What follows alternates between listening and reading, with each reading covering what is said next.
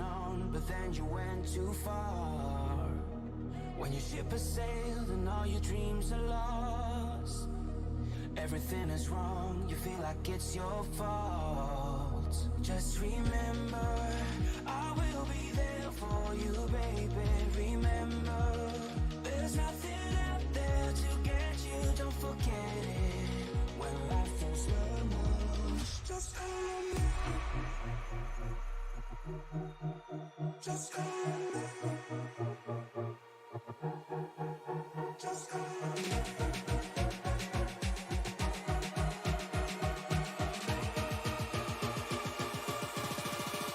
Just call me.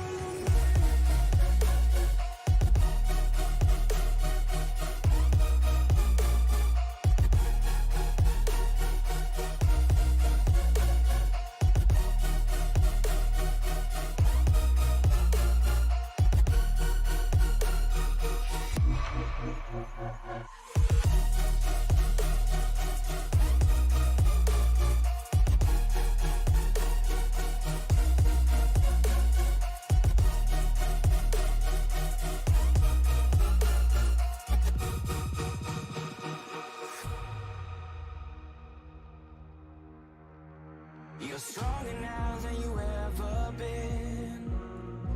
You gotta leave now, it's time to catch the wind. You will climb up high and look through the clouds. And when you're feeling low, I know you'll bounce back. Oh, and just remember, I will be there for you, baby. Remember, there's nothing out there to get you, don't forget it. When life throws lemons, just call me. Just call me. Just call me.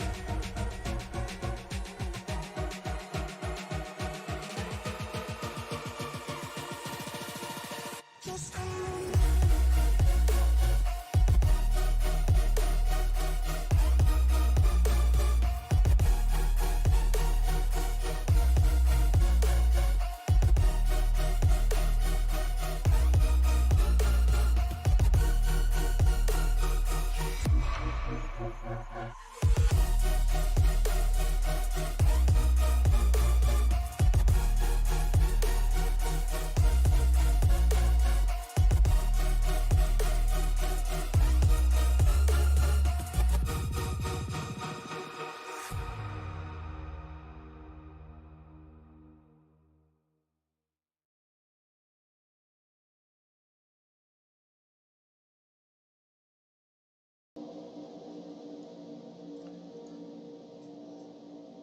Welcome, ladies and gentlemen, to a very special broadcast tonight as we present the Tricia's Hope 500 as part of the SNN Cup Series round number 10. And joining me now is a man who is no stranger to Tricia's Hope and all that they do. Driver of the Stacy Strong number 28 Chevy Silverado, Brian Tarnowski. Welcome to Talladega, my friend. I'm excited. I can't wait for this one. Absolutely. And you know, we mentioned it's a special race. It's the Tricia's Hope 500, but there's some special things going on tonight. Why don't you explain that to the folks? So what Tricia's Hope does is they help people going through cancer, either help pay a bill, get them rides, make their house payment so they could get treatment. They're a nonprofit. They try to do anything they can to make going through cancer easier. They try to take those burdens off of those suffering. Exactly. The family members, you know, because financially sometimes that's worse than the cancer when it comes to this stuff. So, so that's what they do. They try to help people with the financial side to keep them going. And tonight's race is special because it's a fundraiser event. And correct me if I'm wrong, Brian, but you explained to me that in the next 24 hours, all the donations that go to triciashope.com, and let me make sure I got that website right. Yeah, triciashope.com, all one word. All the donations that take place within the next 24 hours, so between now and the Xfinity race, tomorrow night, you're going to match every dollar donated. Yep, I'm going to do dollar for dollar. I'm working on starting a benefit for my wife Stacy as well. So every dollar that I'm in touch with Tricia, every dollar that she gets in the next between now and the end of the Xfinity race, I'm going to match dollar for dollar to make sure that we can help other people. Now, Tricia's Hope is a registered 501c3 non-for-profit. So all these donations are going to be tax deductible. Correct. Exactly. You know, so with it being tax season, if you're looking for some help on next year's taxes, dig deep. Donate what you can, folks. Really, I mean, these people are doing everything they can to try to take the burdens off of those who are currently battling. You know, it's a life-threatening disease. And it's a life-changing disease, as I'm sure you can attest to, Brian. Oh, absolutely. Stacy actually went through it twice. She had stage 2 breast cancer first time, and then 3-4 years after that, she got diagnosed stage 4, and then she passed away in February of 22. So yeah, we pretty much went through every dollar we had, plus about $50,000 in loans. So anything I could do to help somebody not have to go through, or at least take off a burden for a house payment or a car payment or their electrical bill or pay their meds for the month. That's what I'm always looking to do. Absolutely. Brian, again, hats off to you. Best of luck to you tonight here at Talladega. You actually have a win here within the past year, as I remember that, because I was calling that one up in the booth for the Circle B Diecast Superspeedway series. So you know how to get it done here at Talladega. Best of luck to you, my friend. And we will hopefully be talking to you in about 500 miles. Yep, definitely. And once I said, I appreciate everything that you guys do, getting the word out. And if we could just help one person, that's all I'm asking for. That's what I'm looking for. But anything else that we can do is a bonus. All right, Brian Tarnowski, thank you so much for joining us. Best of luck to you in tonight's race. All right, thanks.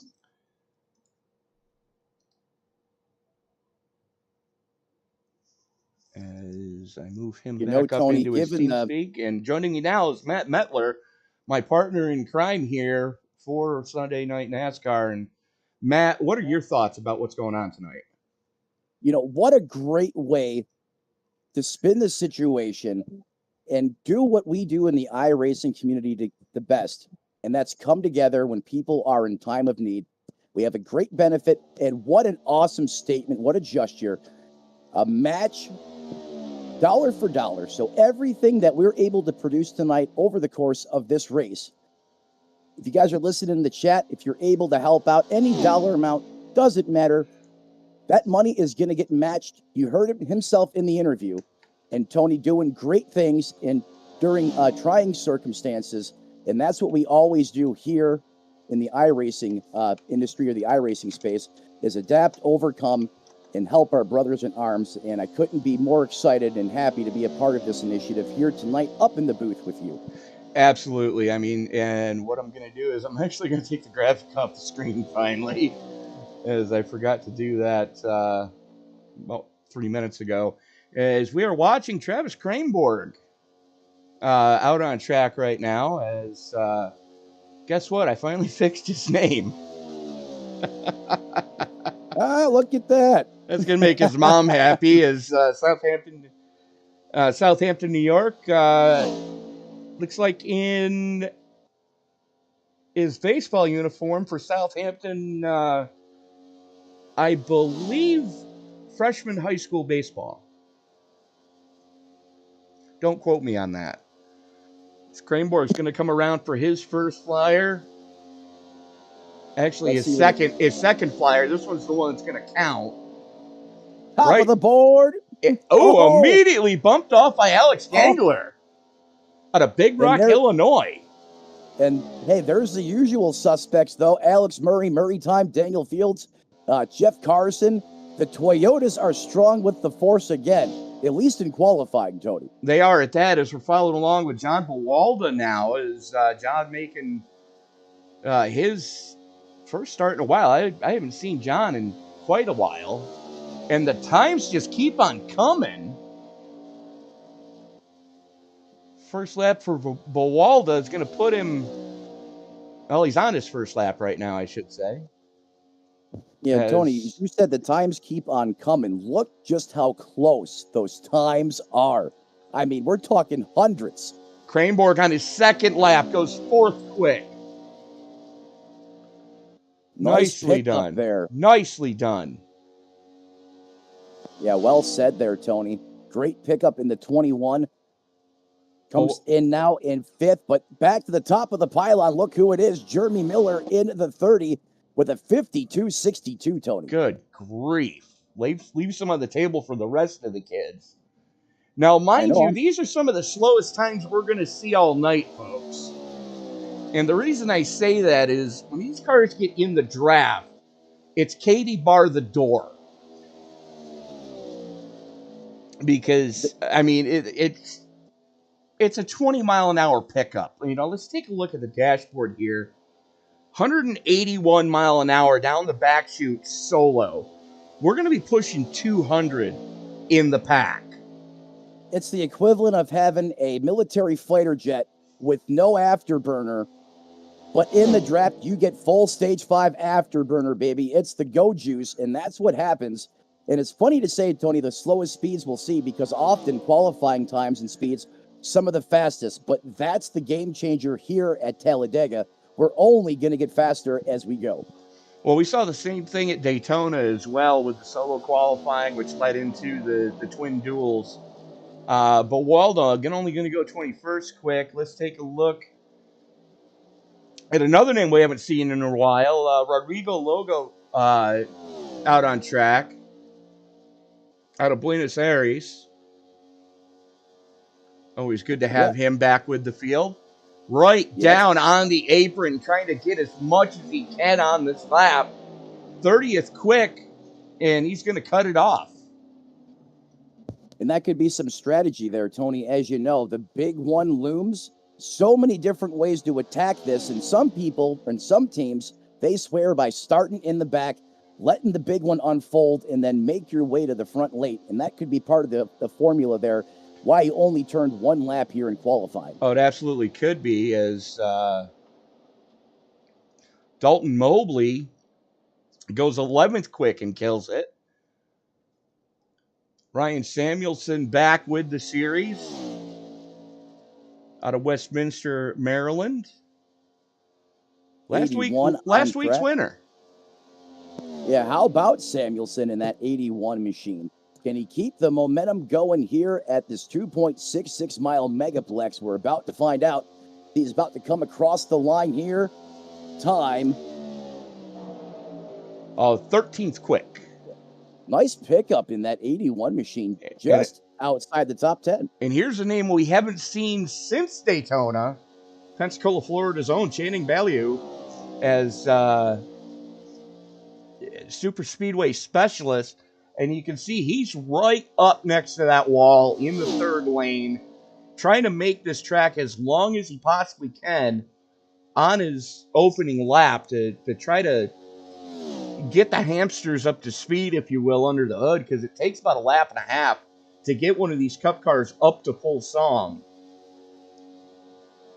Yeah, getting all those pistons firing at full tilt there underneath that race car, the longest way around the track.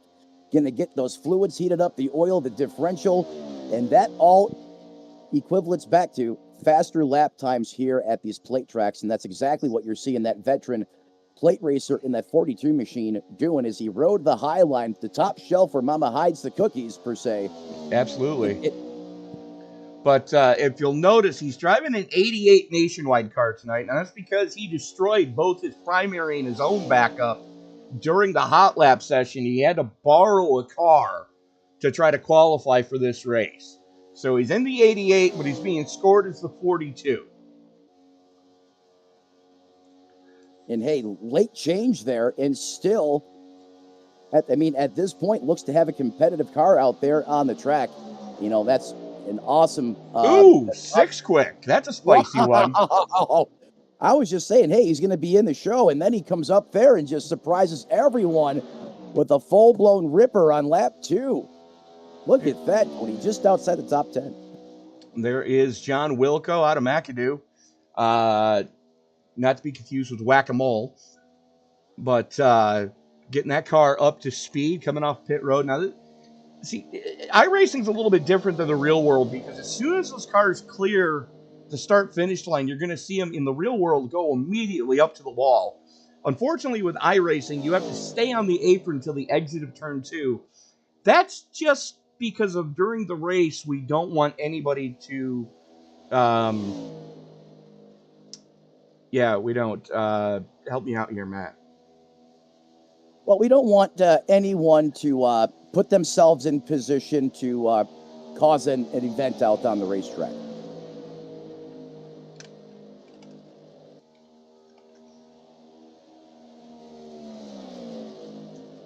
As I think for the first time, Tony's actually been stumped here in the shortcomings. Haven't seen that yet. As the 62 is now on track. Kevin LePage, that's the name I was thinking of.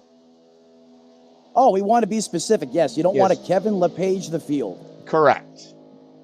I was trying to be very vague and broad, but don't let whatever you do when you come to a place like Talladega or Daytona or any other tracks where it's possible to that doesn't have a pit road merge lane to guide you safely out of pit road, such as like a Homestead or Indy or places like that. The first rule of iRacing is never let Kevin LePage be your spirit guide. Well, if that's the case, that's the equivalent of a truck driver out there when these guys are coming at speed, turns hard to the right and throws the Jake brake. I mean, that's pretty much what Kevin LePage did. It wiped out everybody just about. Or a logger coming off an on-ramp and immediately trying to go to the far left lane during rush hour. For some reason, I watched a replay of that earlier today, and every time I watch it, Tony, as long ago as many years as it's been now, it's cringe. still just as shocking as the first time I seen it, and I witnessed it live. Pure cringe.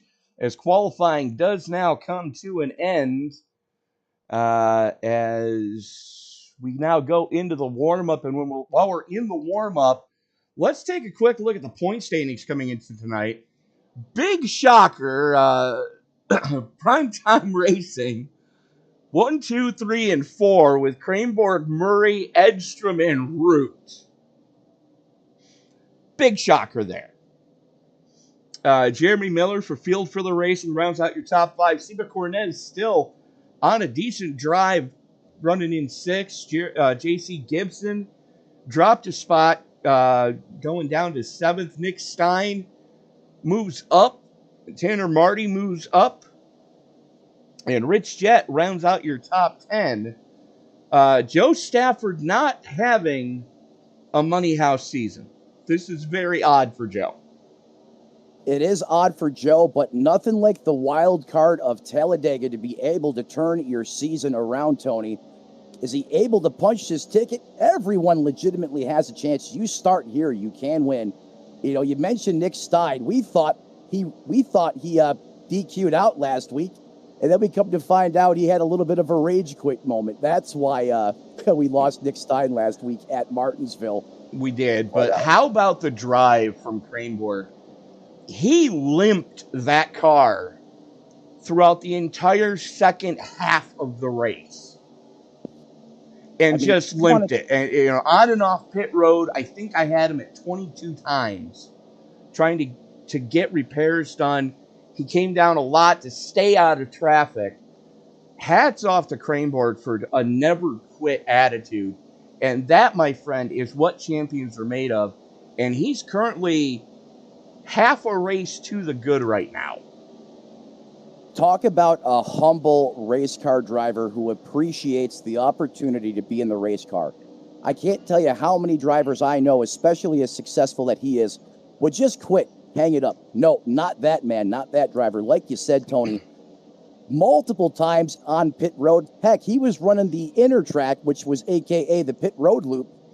It seemed like for a half hour, 45 minutes before he was able to get that car back on the racetrack.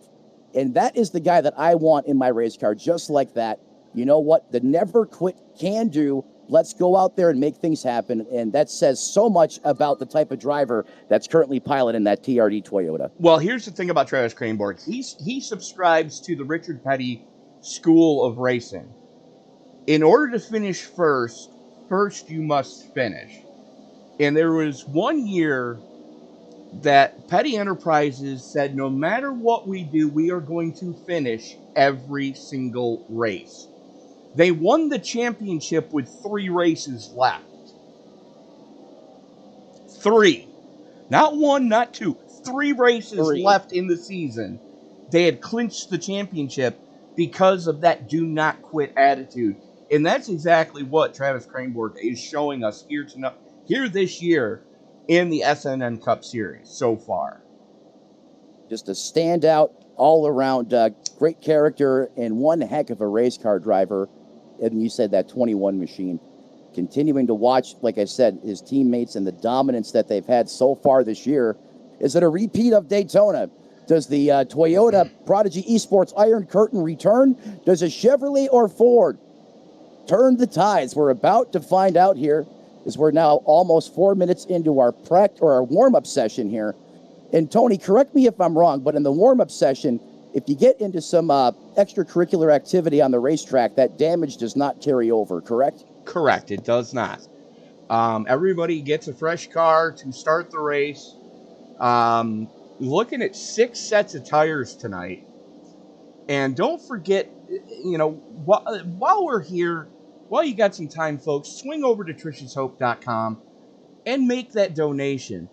Every dollar helps. And I don't think I can stress that enough with people that are going through some life-changing medical issues. I myself am going through one. Granted, I don't have cancer. Thank goodness I haven't had to suffer through that, but I've gone through some life-changing medical issues in my life. And I'll tell you right now, every person that helped me, I can't thank them enough to stop me from being homeless. Take a quick look at the weather conditions tonight. We're looking at about 1:55 in the afternoon here. A 2-mile-an-hour wind. Those are 1-mile-an-hour wind gusting to 2. That's pretty light here for Talladega. 71-degree ambient air temperature, 76-degree track temperature, overcast. So these tires are going to be making tons of grip. That's the good thing. As let's take a quick look at tonight's starting grid. Jeremy Miller going to start up on the point. There he is in that Prodigy Esports number 30. Alex Murray, his teammate, going to be starting to his outside in the Your Change 40. Jeremy Paris in the plain white wrapper 05, going to start inside row number 3. Inside row number 2, sorry. Brandon Edstrom, another Toyota, going to be starting outside row number 2. Row 3 is going to give us Dan Fields. There he is in the 68. He's going to be joined in row number 3 with Channing Ballieu in the 88, being scored as the 42. Our points leader, Travis Cranborg, is going to be joined with Nick Stein in row number 4. Hang on, we're not going green. With Jeff Carson and Kabaja Holt in row number 5. And running out the top half of the field is going to be Joe Stafford in the 57. He's going to be joined with where is he? With the deuce of Dalton Mobley. Matt? Thank you, Tony. I'll take you the rest of the way through today's starting grid here at Talladega. Rolling off position 13, the 69 machine of Raymond Root. Starting 14th, the 81 of Ryan Samuelson. Rounding out your top 15, the 89 of Steve Herring. Rolling off 16th on the grid, the 90 of Aiden Hill. 17th, that belongs to the 10 of Chris Claude. 17th was Christopher Claude. And 18th, the 75 of Charles Eaton. Watch for him to come to the front. Good plate racer piloting that 75 machine. Why do I not have him? 18th, that's going to belong to Dave Fugue Jr. Rolling off 19th tonight, the 63 of Robert Nestor. Start rounding out your top 20. Going on now to SRM's own Dave Regal in that number 8 machine. Rolling off 21st. 22nd, that belongs to the 82 of Alexander Glenner. 23rd, the 11 of Lorne Jones. 24th, 14, Asiba Cornez. 25th, the 51 of John Dillinger. As we go back now through the field further, and 25th, your top 25, that is the 51 of Dillinger. Pulling up the more results here. 79 Dillinger. Of Matthew Gaskins. Yes, Dillinger, they're in the 25th position. That's John Bawalda, my friend. Oh, but I have Dillinger here on my end. Thank you, Tony. I appreciate you. Rolling off 26, the 79 of Matthew Gaskins. 27th, that's going to be the 44 of Sean Rogers. 28th, 59 machine of Chad Sanner. Starting 29th, the 95 of John Crow Sr. And rounding out your top 30, the 73 of Mark A. Brewster. Starting 31st, the 29 of Tanner Marty. In position 32, rolling off the grid here today, that's going to be the 25 of Brandon Loomis. 33rd, the 4 of Tony Burt. Starting 34th, the 18 of Chris Custer. Rolling off from that 35th starting position, the 28 machine of Brian Tarnowski. The 03 of Rodrigo Loga is going to file off here at the 36th position. 38th belongs to the 62 machine of John Wilco. And 39th, that's going to be a 86 of Eugene Alonso. And rounding out your 40 starting competitors here this evening, that's going to be the 77 of Rick Jett. And I'm also seeing here a late entry by Emily Urias. Is she going to be able to get onto the field here before we go green? The 54 of Dylan Simmons, I believe, is doing race control duties this evening.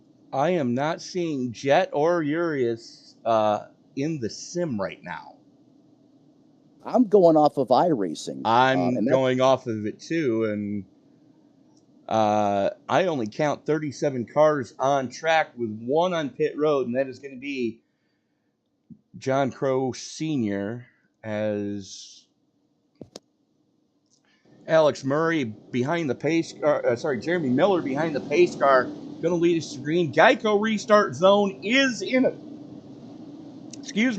effect. So something these guys are going to have to be mindful of, because it is a long time from the time the pace car leaves the track to the time they get to that Geico restart zone in the middle of the tri-oval. There goes the iRacing pace car, and here we go, folks. As the Geico restart zone again in effect tonight, Jeremy Miller has the button to start us off. It's time to wipe the visor and adjust the 5-point harness. Grandma, grab those boiled peanuts, because it's time to roll tide. Race fans, it's showtime! Showtime is underway in prime time, and we are under green flag here at Talladega as the 74 giving a huge push out in the front there. As you can see, them already coming up through the gearbox. Out late, the top side is going to have the early advantage as they're nice and tight on that freight train. The 47, the 74, Joe Stafford, Dillon, Ryan Samuelson. How about these guys on the bottom trying to get formed up right behind the 30 there of Miller, getting a huge push from the 5 machine as well. Tony, Talladega, the start of this race, almost just as exciting as the finish, is look at everyone jostling for position, utilizing that bump draft already. And that outside lane already paying dividends, as we've seen in the real world. Here comes the inside lane with a charge. You talk about a head of steam. Channing Ballieu leading the low side, but right now Alex Murray up on the top shelf where Mama hides the cookie, and he's got Brandon Edstrom for company.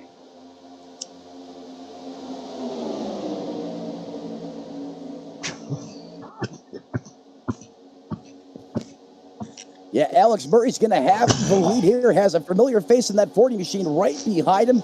Teammates all on the top row right now. TRD here in the early going, looking extremely strong. But how about the Chevrolets there on the bottom line? That 42 getting a big push there from that 5 here early on. And look at these two, those Chevrolet ZL1 Camaros are challenging here. Those Prodigy Esports Toyotas up top. Certainly great to see some other competitors up here giving these TRD boys a run for their money. But still, Murray, I mean, just getting a huge laser precision push there from the 40 is going to allow these 3 Toyotas working the top side to jet out here. They should be able to clear and come down if they want to.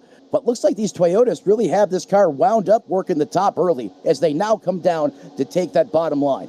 3 Toyotas, nothing. That's 5 running stem to stern with Miller, Murray, Edstrom, Stein, and Craigmore.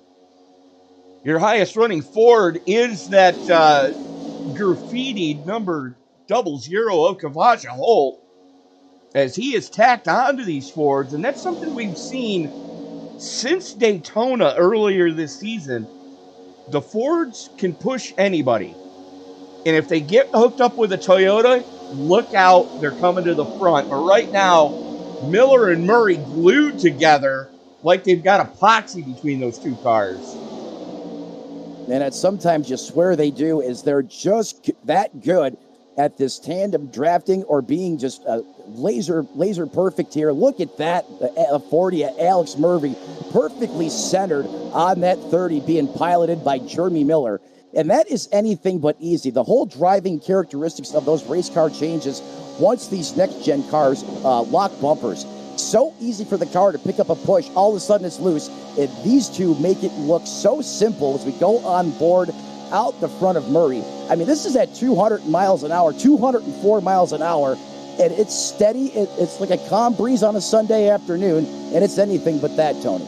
202 going into turn number 1 where Murray finally releases. That's scary fast. It's also scary good that they're able to do that and just make it look so easy, and it's anything but that. I mean, look at Murray just able to claw right on the back of Miller, and they stay perfectly connected. Still in the 200 mile an hour range. Folks, we told you were going to see some faster times during the race. How about this guy? Ryan Samuelson currently has fastest lap of the race with a 48.17. That's a full 4 seconds plus faster than pole speed. Yeah, not 2 seconds, 4 seconds. So when we told you the speeds are only gonna pick up once you utilize the draft, aka the afterburner, 4 seconds, that's a ton. As you can see, a lot of these cars well over that 200 mile an hour threshold. And some of these cars, I mean, going 206 right now, potentially on the racetrack. So, Tony, these guys are flying around here right now. Cool air temp, a nice cool racetrack, maximum grip, and those speeds are showing. And we do have an update as well. The 69 of RJ Root had a similar problem to the 42. Wadded both his primary and his backup car during the hot lap session. He has now gone to the backup of the 45. But you know what? Raymond Root, though, RJ Root, that's one of the guys I know that can get it done even when adversity stacks. 3 wide. In the face. 3 wide, not a problem here at Talladega. Not like Martinsville, as you could go 4 wide here at times if you really want to force the issue. And Tony, that's how exciting this is. The Root on the top side there working with the 90. These guys trying to move forward. The 81 in tow, Ryan Samuelson trying to come up there through the field as well. And don't forget about all the competition, all the racing going on the bottom side of the racetrack. Is that bottom line a little formed up just a little better. That should bring that bottom line forward and see if these Toyotas can get hooked up on the top side like the 42.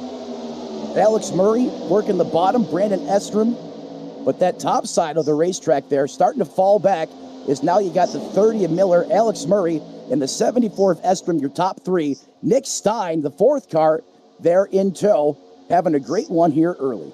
Absolutely. Travis Cranborg just hanging back, just running his own pace right now. But those two Chevys on the top shelf, Paris just shoving the daylights out of Ballyhoo, trying to get both of them to the front on the top shelf. They've got a Toyota up there for help. Looks like the 90 of Aiden Hill. Hill, though, not close enough to make things happen, though. What a shove by Jeremy Paris. Are you kidding me? And they've got to be careful of that side direct. We heard those Prodigy Esports guys at Daytona say that they have figured something out, that if you try to side draft them, you're going to the back, and that's exactly what we're seeing right now. Yeah, with that setup, it basically deploys a parachute if you're the side draftee, and it's like you lose multiple miles an hour. It actually feels like the car hits the brake, so you've got to be really careful with those Prodigy Esports cars. That's a great heads up there call, Tony. As the 30, the 40, the 74, and the 2 of Stein continue to lead early. But, Tony, I mean, these guys are pushing up front. They are not taking it easy. And, now you got Krayborg up in that 21 machine. He's now getting hooked on there to that ZL1 Camaro. Let's see if he can punch all the way through to the front now that he has a strong race car behind him in that 21 machine. Ballyhoo just abandoned Paris, as Paris is going to jump in behind the 90 of Aiden Hill and try to get something going now. Let's take a look at Ballyhoo and Cranborg as they're working that second lane, not really getting all that close, keeping some pretty good separation. They know better than to side draft because it hasn't worked yet, especially if you're Cranborg. He knows better than to go down there. Yeah, certainly. That 21 knows a thing or two about all of the, I don't want to call it trickery, but oh, no. Uh-oh. Mistake one. Yellow, yellow, yellow. And we are under caution. First caution flag of the day out here at this 2.66 mile oval, Talladega, Alabama. And we got one off in the grass. Looks to be there, the 71 Ford Mustang. And that is being piloted by Dave Fugue Jr. Let's see if we can figure out what happened to him, Tony. Let's take a look at what the iRacing blimp picked up. There you see him leading the second group, who were about 20 seconds off of the lead pack of... Oh, he just got turned. Yeah, I'll say. Let's watch that again. Of course, it's all going on at speeds of right around 200 miles an hour. 44 is going to get the run here. He's not going to hit him square. There he goes. He gets a little, and boom goes the dynamite. Yeah, it doesn't take a lot here to set that C4 ablaze or blast, per se. As you said, boom goes the dynamite. And the easiest way to do that, not making sure that when you're bump drafting the car in front of you, you're not being square flush dead center of that bumper. I don't think Sean Rogers meant to turn him. It was just one of those deals where he had a run. He started to go to the outside. And Frug just, Fugue Jr. just, he tried to throw the block. Unfortunately, there was already a car there. And just like that, we've got one smoking. That's a Talladega deal at its best. We've seen that today on the racetrack during the NASCAR Cup race a little earlier today. Wow. How about this, Tony? Pit stops. 11 laps in. I'm expecting fuel only from everybody. To be honest with you. Right. I'm shocked to see these Prodigy cars come down early. Clearly, this is part of the game plan, though. Is just not seeing any jack work. Nope. Fuel and go, or gas and go. Yep. Just like you called, Tony. Dalton Mobley, Tanner Marty, both electing to stay out. And with that, we are going to step away, pay a couple bills, and we'll be back right after this. There's a new approach to lawn care, Preen One Lawn Care. Preen One does away with the hassle of multiple bags of different products. It has everything you need for a beautiful lawn in one bag. And all it takes is one application. For season-long weed control and feeding, apply the granules when the lawn is wet and weeds are actively growing. It blocks crabgrass all season. It prevents crabgrass seeds from growing. It kills the seedlings too, even when applied 4 weeks after they sprout. It's your best defense against tough weeds like dandelion, chickweed, henbit, and hundreds more.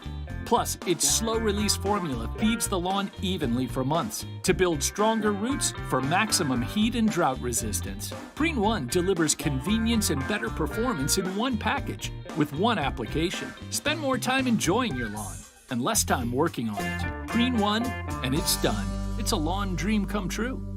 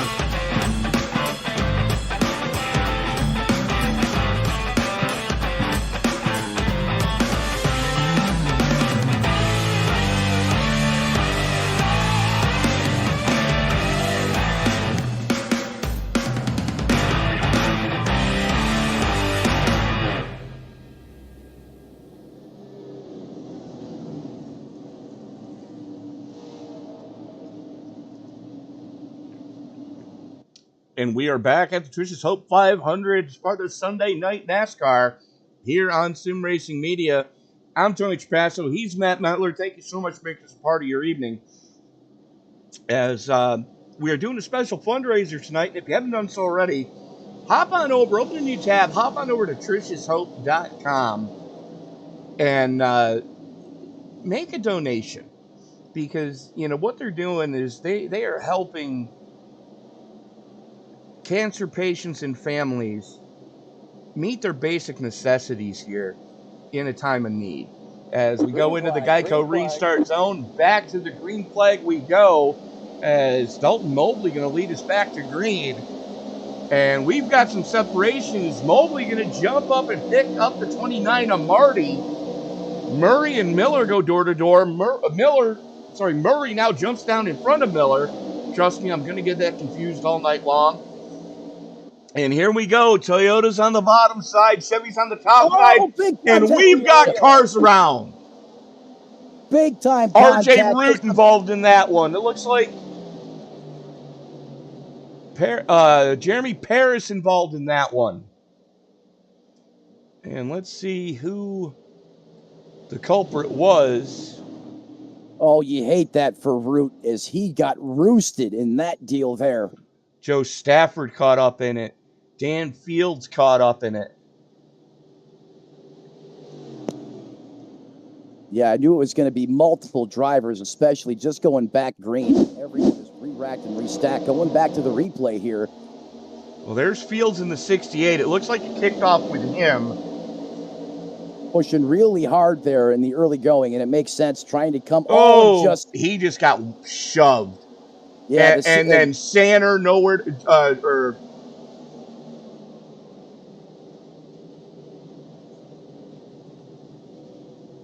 Stafford nowhere to go.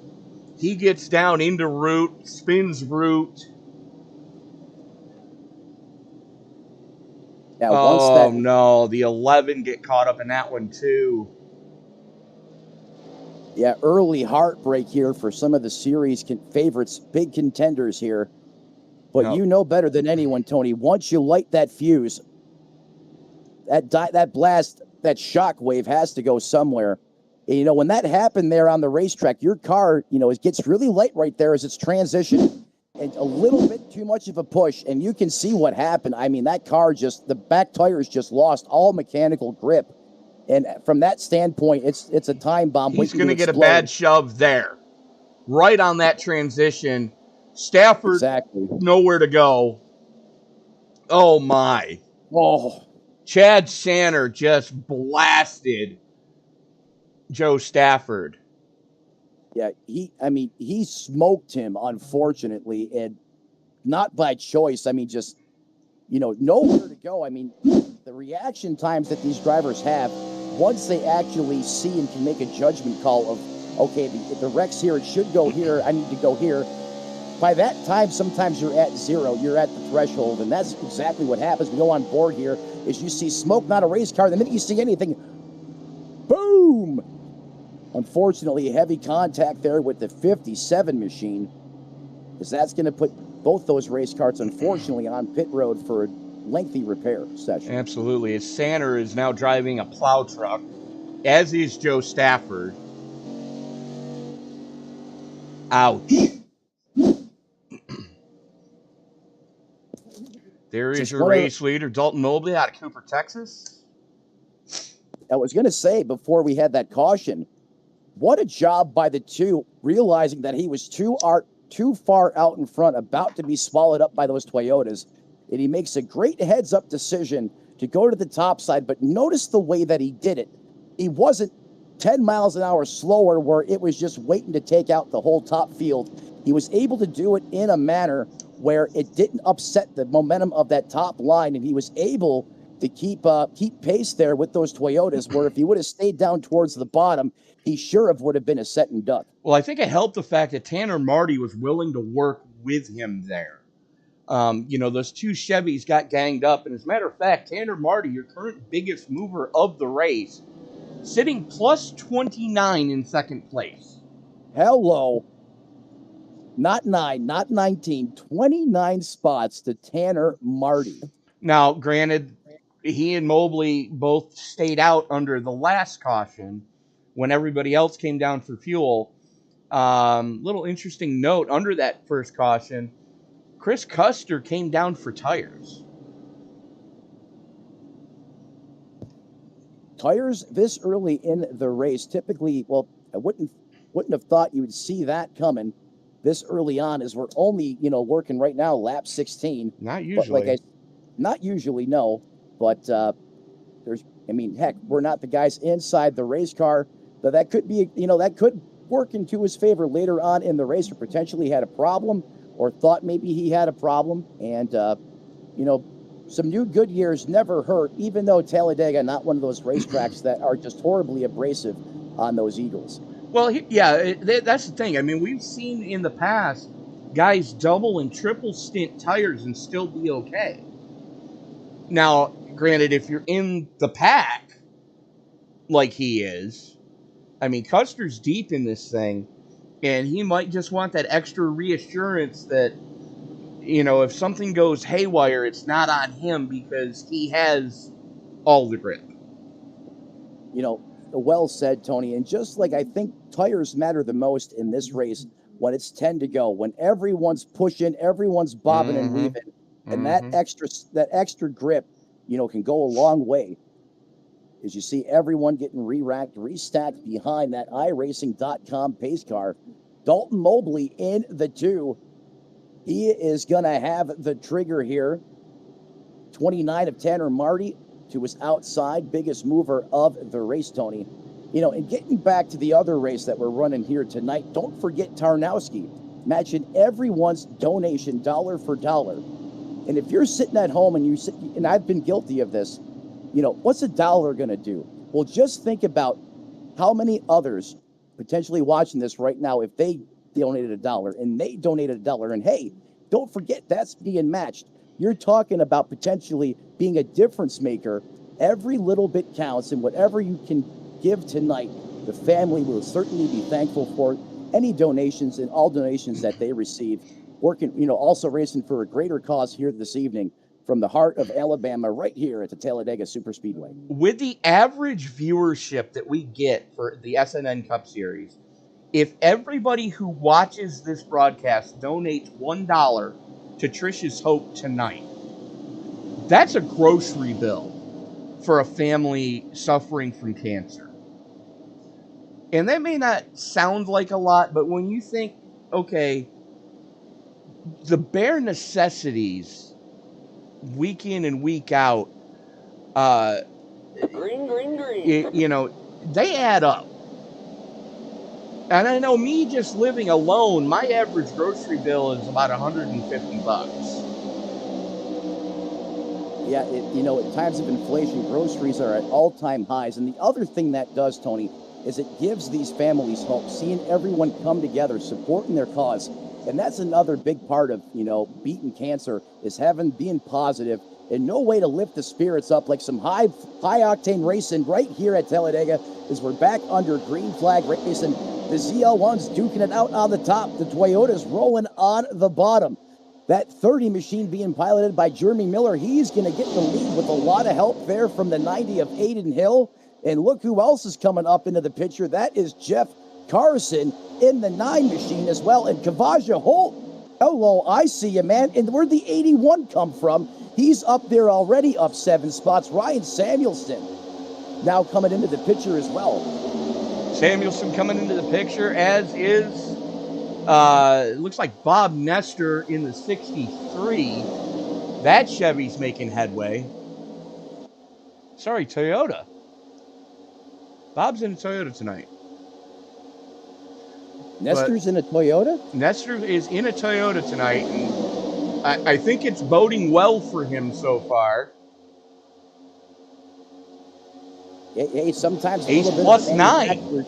Yeah, I mean, we've seen it, Tony. Manufacturer shakeup really seems to invigorate some of these race car drivers, and certainly the case right now for Nestor is he's holding a pretty wheel out there, and he's going to the front. And you just got to stay out of trouble as the 29 gets some fresh air to the radiator of that Chevy. And don't look now. Here comes Siva Cornez in the 14. Where did he come from? Plus 18. Yeah, Siva rocking Cornez up 18 spots. Some really big movers here early on in this race, Tony. And Siva, that was more of all on the driver, really picking up those positions under green flag conditions. But look at this, still 2x2 doing the crazy train all the way around this 2.66 mile facility at speeds right now, according to iRacing, 208 miles an hour at the point by Miller.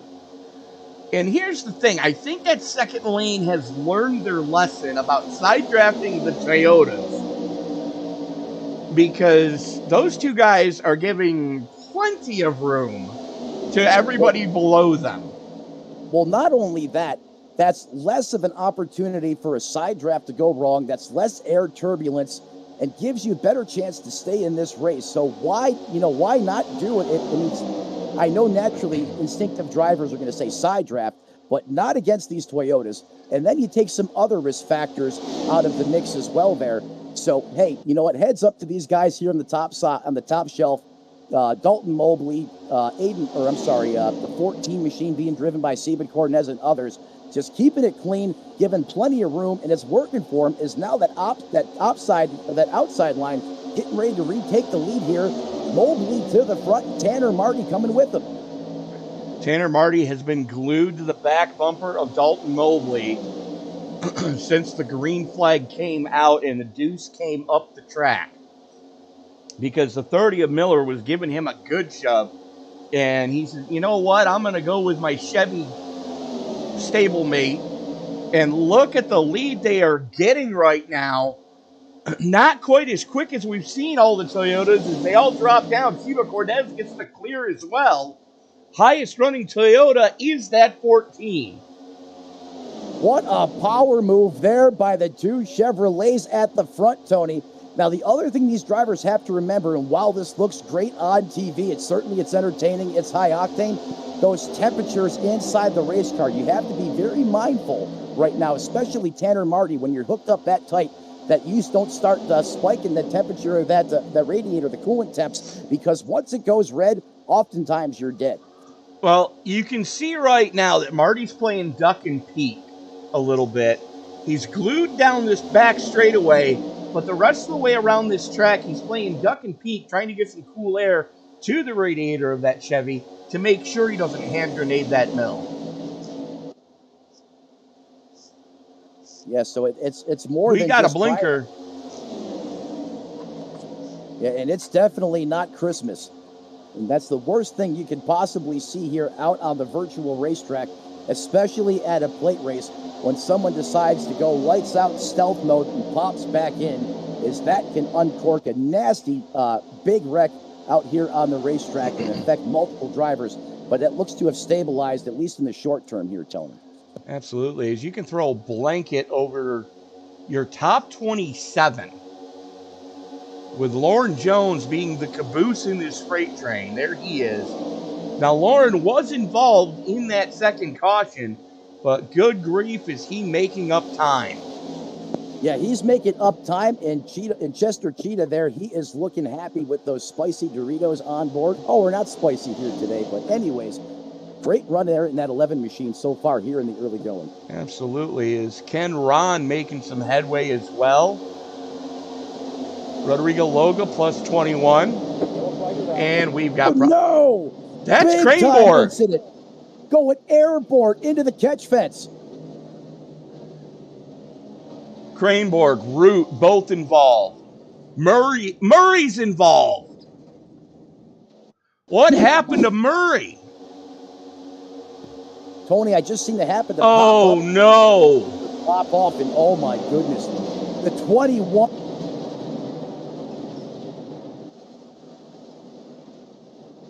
Oh, jeepers. Let's watch that again. Tony, I can't believe what I'm seeing right now on the racetrack. Travis Craneboard caught the worst of it. As you're going to see the 30 jump up in front of that outside lane.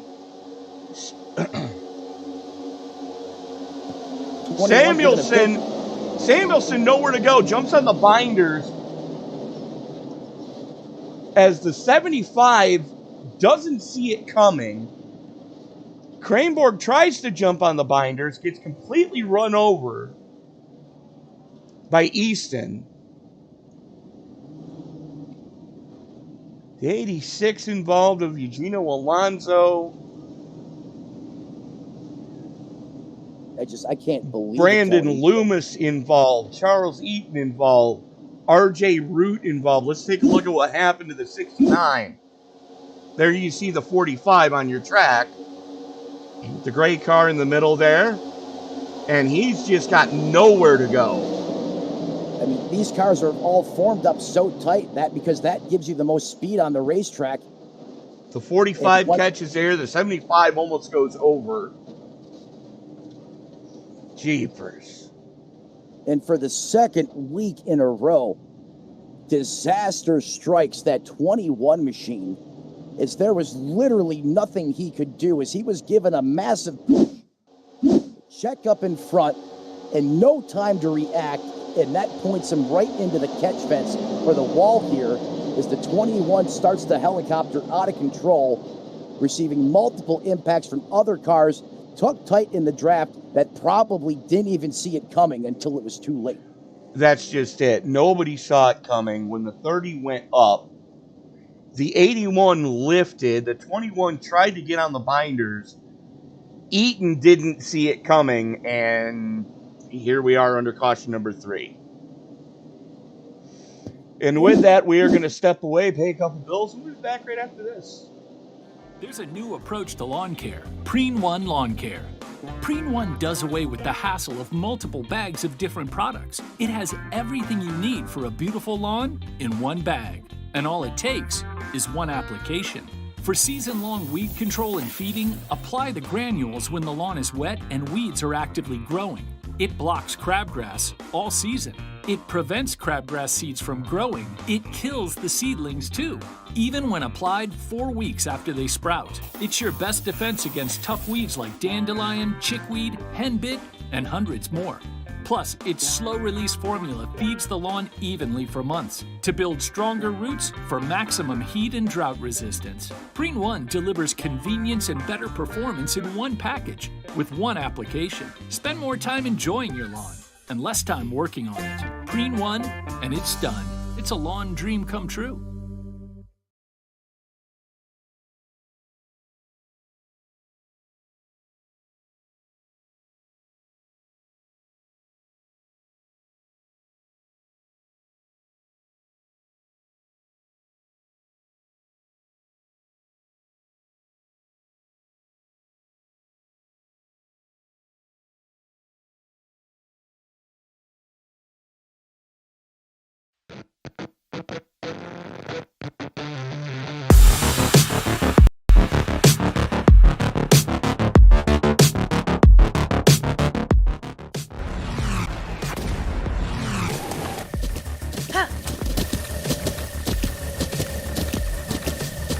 With the Butt Kicker Gamer 2, what you see and what you hear is what you feel.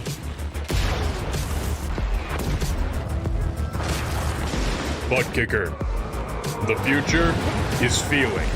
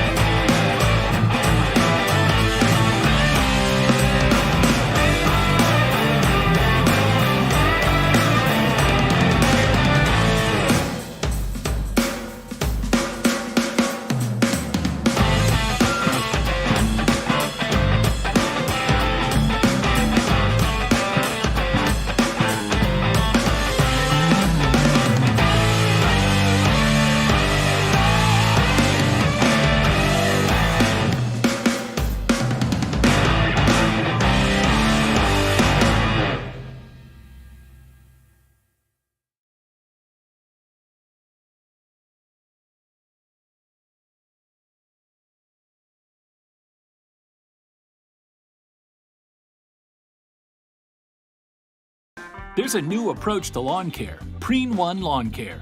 Preen One does away with the hassle of multiple bags of different products. It has everything you need for a beautiful lawn in one bag. And all it What's up, guys? Roger Debo, front tire changer for the 45 Alpha Prime car. You're watching Sim Racing Media. And we are back at the Tricia's Hope 500 as part of the SNN Cup Series, round number 10 here at Talladega. And Matt, we've got a new leader going to lead us back to green this time. Chris Custer to the point. And Tony, if you remember when these guys were coming by taking the green flag, he was basically still putting his gloves on pit road. He starts from another zip code, and now he's got the button taking us back to green. I see you, 18, as he gets one heck of a restart by Chris Custer. He stacked up that outside lane, and I'll tell you right now, that 05 is not happy. No, not a happy camper, and this is not the track to do it because these guys in the pack, the draft, are going to get a run, but the 11 there, Lauren Jones, really cutting the 18 there a break, helping him get up to speed. Oh, someone got pushed down below the double yellow line there on the bottom, Tony. We're 3 wide. 3 wide in the front, the 73 in the sucker hole. And look who's got the ponies now. That's Siva Cornez on the high side. Top shelf where Mama hides the cookies with Aiden Hill making it to the front right now. Siva Cornez going to lead this lap. All important bonus point for the 14. Oh, the Keebler Elves are up to something here. As you mentioned, top shelf where Mama hides the cookies. Why not put that in there too? As they complete the entire move, and now the Toyotas clear the bottom. Move the Siva Cornez to the point with Aiden Hill. Couldn't have done it without the 90. As now Tanner Marty now moves back to third. But here's another person we haven't really talked about that much yet, Tony, coming up towards the front, and that's the 2 with Nick Stein. Stein trying to keep that car clean right now. Currently runs in 4th, +4 for Stein. Had a decent qualifying attempt. Right behind him, Ryan Samuelson. Whoa. Oh, hang on to her. That was getting sketchy. Yeah, when you start hearing Ozzy Osbourne Crazy Train in your head, that's usually a warning sign that something bad could be potentially happening out there on the racetrack. But look at the 21 go, Tony. I didn't see this coming. I don't even have him. Where is he? There he is. Oh, wow. He's giving that. Yeah, exactly. He's trying to get his push. He's trying to give his lap back the hard way. How is this possible? I mean, that was a horrific impact. It looked like he had taken a chunk. The T-Rex bit the front of that Camry off. It looked like a massive air catcher. And look at this. He is tucked in between the TRD teammates, which is right where you want to put that car. And they are going places right now. Now, mind you, Cranborg is 1 lap. Is he? Yes, he is. 1 lap down to the leaders. And he's looking to get it back the hard way. Hard way. Now, he does release on the 74 of Edstrom. As they throw a little side draft onto Tanner Marty, the lone Chevy in that sea of Toyotas at the front of this piece. Yeah, talk about swimming in shark-infested waters. The lone Chevrolet up 27 spots, the 29 machine of Marty. But, Tony, you and I were talking during the break. I didn't think the 21 would have this type of performance in this car at all places where aero is so critical at Lake Talladega, and yet he's defying the odds again. Well, we were wondering if he was going to get anywhere near 200 again. 195, 196, 197. And then he releases on the 74 as Edstrom gets clear on the top side. Unbelievable. You know, when this guy wins, he wins a lot, and it's never easy. He has to often overcome adversity. Took a massive shot there. Big-time damage on that Camry. And I know he's a lap down, but look at the performance in this race car. Edstrom's going to give it to him. So now he has officially gotten the lap back the hard way. Even here comes the 14 on the bottom. But that shows the 21. That's the confidence that man needs to really know that, hey, if he gets that lap back, which we know the 21 is going to at some point, he still has a car he can contend with. Well, here's the thing. We've noticed he's definitely a better pusher than he is a push-E because they're almost 10 mile an hour off where they were when he was behind and pushing. Yeah, he has to be the meat in the sandwich. That's the best spot for that race car. Out in front, though, it's going to act like a massive parachute. Well, not so much. 199. What do we know? 200. Hey, Alex Murray doing everything he can to try to get Cranborg back on the lead lap, so should another caution come out, he doesn't have to worry about it. I mean, the front valence, and there they go. This is amazing. Holy Christmas on a cracker. I mean, look at the front splitter on that race car. It's kicked up in the air. The grill looks like a bulldog. Let's see if we can get one of the. Let me get one of the high-speed drones on this. Look at the front of that car, and hats off to our drone flyer tonight, giving us this view. Holy crap. That car has been through a war already, and is currently being scored as the last car on the lead lap. Sippy McGee doing some great drone work here for us here on the SRM broadcast. And Tony, I can't believe it. The 21 at the front, and he's taken a massive divot out of the air in the process. But when you have all that TRD horsepower behind you and a pusher like Alex Murray, and all that TRD help, I mean, you're going places, like Toyota says in all of their ad campaigns, but I didn't anticipate the 21 getting his lap back the hard way. This is incredible. And this is not good news for the 30 of Miller.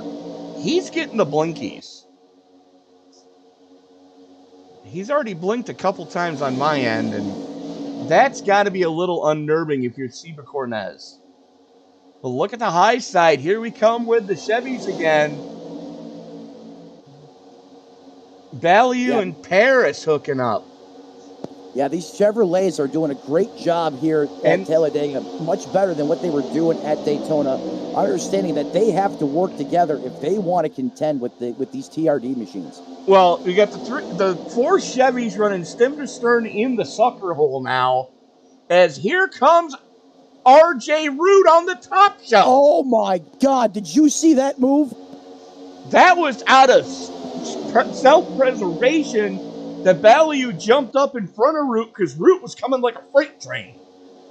If I did that, I would have exited this racetrack space shuttle status. Mm-hmm. I mean, I don't know if that was just the best execution and timing of a lifetime, or if that was a Hail Mary and he just hit a 99-yard touchdown. Part from column A, part from column B.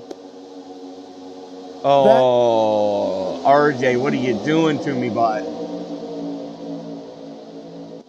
Pushing Channing Bell. Oh, he turns him! David, no! No, not again! Yellow. And guess what? Because of that contact, that just robbed Travis Cranebourne of the free pass. What does this kid have to do? I mean, how much does this guy have to take during a race? I mean, he wins all the time, but this is typical winning fashion for Cranebourne. This is the typical things that he has to overcome. I mean, if this guy could ever have luck on his side, he would be unstoppable. As it popped off right in front of him on the top lane there, you're going to watch the 42 there get spun down the racetrack, bad push from the 69, and then he just turns back up into traffic like a sidewinder into those cars, packed 2 by 2. As we're look at that massive. Are you serious? Tony Burt, what the F are you doing? Looked like he was on the nitrous boosters. You know, we're going to go on board. He is way off that lead pack. He's going to see the smoke, but he doesn't lift. He still hasn't lifted. Traffic's at the bottom. And boom. You are not Cole Trickle, my friend. Jesus. That's a learning experience. He'll learn from this. He'll come back. And remember, the caution flag's out. They should know the caution is out at this point. So there's no point to just haul the mail past that wreck on the top side. Yes, you're tucked in tight, but, you know, communication, everyone's going to check up in time. There's no reason why that should have happened. Absolutely not. We go in there full tilt, 202 miles an hour, and eat the face of a race car. I mean, that is scary. You got to wonder what he was thinking. I think possibly he's seen everything sliding to the bottom, and I don't think he realized there was a car there perhaps until it was too late. Did he watch still- too much Days of Thunder growing up? But still, the other part of that, Tony, the caution's out. Yeah. So everyone's going to be checking up. There's no point to just send it like that. No, there's not. And there goes our free pass car, as I believe that was Brandon Loomis. Yes, it was. And because Kraneborg had that contact with the 88 being scored as the 42, that gives the free pass to Brandon Loomis, who was behind him. Yeah, I still can't. I mean, great for Loomis. I still can't believe the 21 got robbed.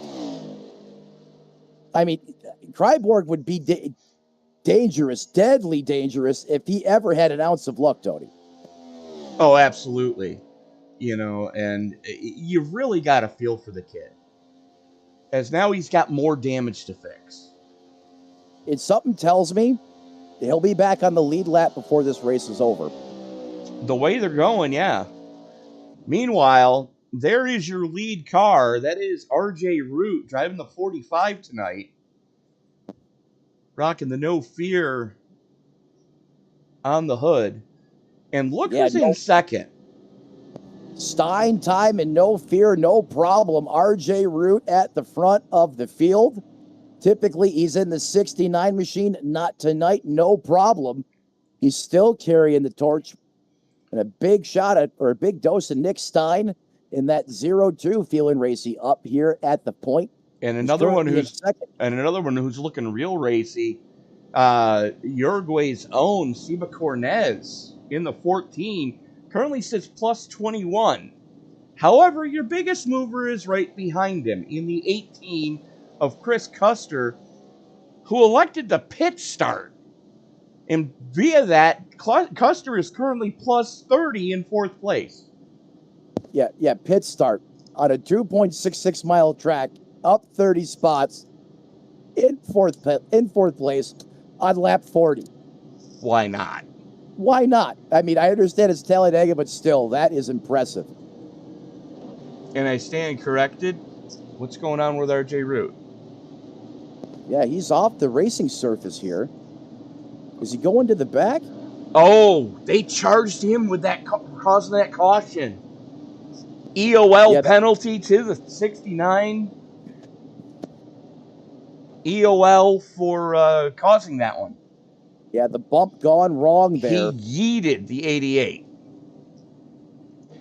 And look who's got the pole. Nick Stein. A Stein time at the front in the 0-2 machine. Cornez going to be with him on the front row in the 14. And look, just behind him in row number 2, you're going to have Dalton Mobley in the 2. Chris Custer. 2 Chevys. 2 Chevrolets. Nice to see that inside the top 5 here. And Ryan look who's in the top 10. Plus 28, one of your biggest movers. That is the Tricia's Hope Chevy Camaro of Brian Tarnowski. Yeah, you see him right there having a great run here so far. Like you said, the 28's up 28 spots on the racetrack. Wouldn't it be amazing, just given the circumstances, to see that car in victory lane here when the checkered flag falls? Well, you heard me mention when I was talking to Brian that I got to call the last time he won, which just so happened to be in this car at Talladega.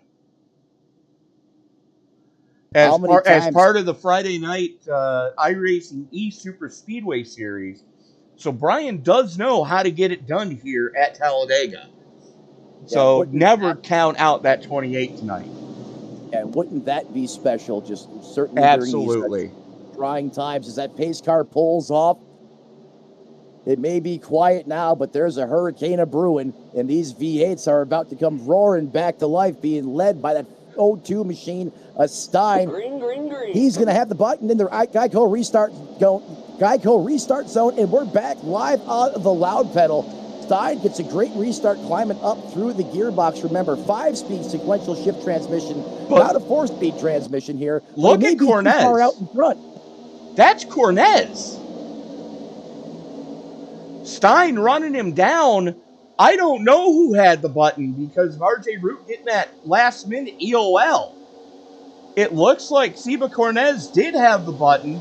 Stein just looking to work with his Toyota stablemate, and we're back under caution. Son of a bitch. Yeah, as we're back under caution, I didn't even realize Cornez has gotten that far out in front of Stein. Looks like Dan Fields, Eugenio Alonso, Joe Stafford, Jeremy Miller involved. Let's watch this one from the Eye in the Sky.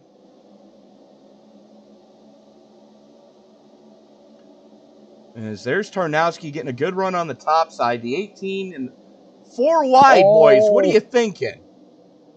Well, not only 4 wide, that 18 kind of drifted down right on top of the cars running that bottom groove there too as well. Watch that one again. You're going to see the 5 get the run off of 2. And the 18 is freaking out because he's in the sucker hole. The 5 and the 68 have a meeting of the minds that shoots the 68 up the track, and everybody dog piles in. Yeah, when you get caught in that sucker hole, it's scary. I mean, it'll jostle you as a race car driver, but the polar vortex there strikes and brings the 18 down right into the competition, working the bottom, and that's going to set off the dynamite. Please tell me he wasn't involved. Right now, I am seeing... Holy cow! You want to talk about a miracle. Watch this, folks.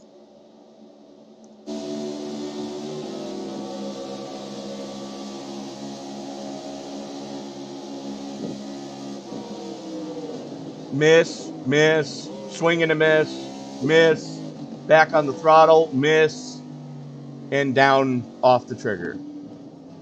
As McHammer can't touch this, should have been played in the background. That was incredible, Tony. Unfortunately, Dave Regal got a piece of it, but it looked like Travis Craneboard got through cleanly. Have the tide shifted? Have the tables turned? Has that black voodoo cloud lifted from the 21? Well, let's find out. No. Maybe. Yes. Hey, this is a step in the right direction for this kid. No, he's still a lap down. No, I meant on the racetrack because he didn't get eaten alive that time. Yeah, but he's still a lap down. He's still a lap down, but it's Talladega. We know he has still, which is a miracle in itself, a decent race car. He's got great teammates that stick together. They definitely didn't leave him hanging. They helped him to the front out there. He was leading at one point. Well, not leading, but he got his lap back the hard way. Yeah. Yeah, no.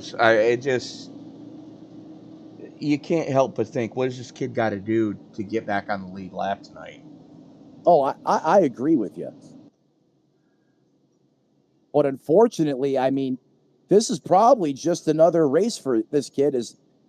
Every time I'm pretty sure he has won, he has had some type of altercation, I believe, that he's had to bounce back from. As you see, SRM's own Dave Regal there in the pits. Tasty Cakes, Wawa, TRD Camry. As we are going to reach out now to SRM's own Mr. Dave Regal. How you doing? Listen, man, I'll tell you what. I'm doing pretty good here in the 8 car. Getting a little bumped and banged, but I'm not out of it yet as I roll off a pit road. But right now, the Tasty Cake Glove Stories with Murph Mobile is getting some repair. I've got about 1 minute and 5 seconds left. Well, best of luck to you, Dave. As we're going to move you back up to your team, and hopefully you can bring that car home in one piece. Yeah, pristine order, as Q would tell James Bond. True. Although you failed miserably considering the right front fender is caved in. It happens. Listen, guys, have a great broadcast. As that was SRM's own Dave Regal trying to catch the field now as they start to form up 2 by 2 by 2. Seba Cornez and Nick Stein on the front row. Dalton Mulvey, Ryan Samuelson, Brian Tarnowski rounding out your top 5. John Crow Sr., Alex Gengler.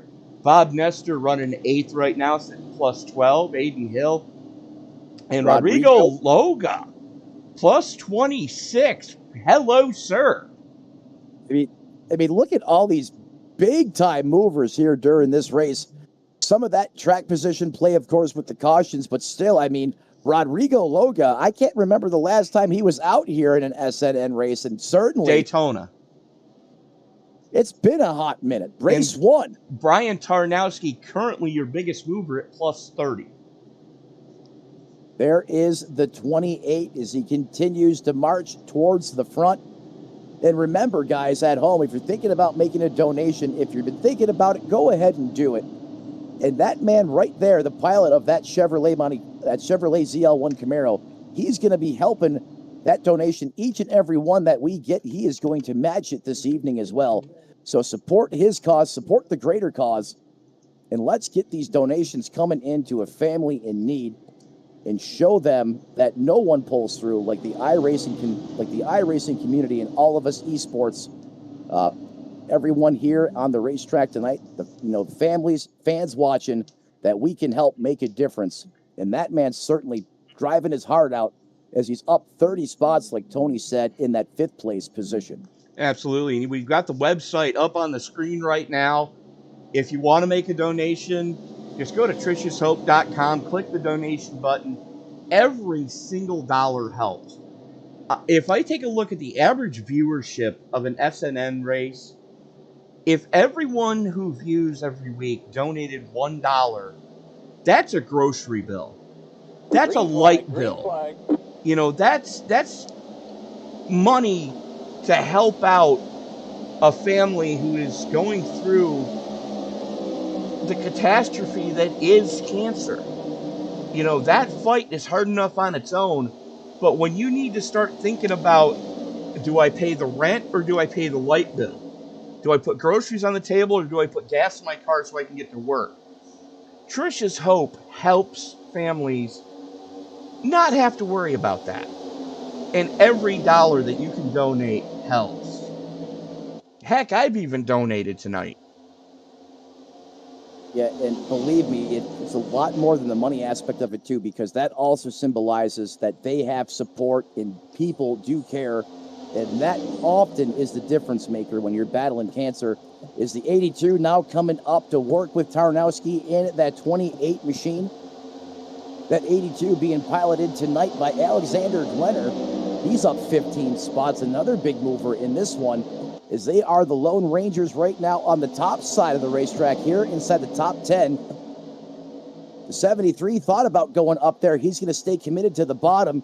Is now the 10 of Chris Claude starting to come into the picture here at the back of this train. He is at that as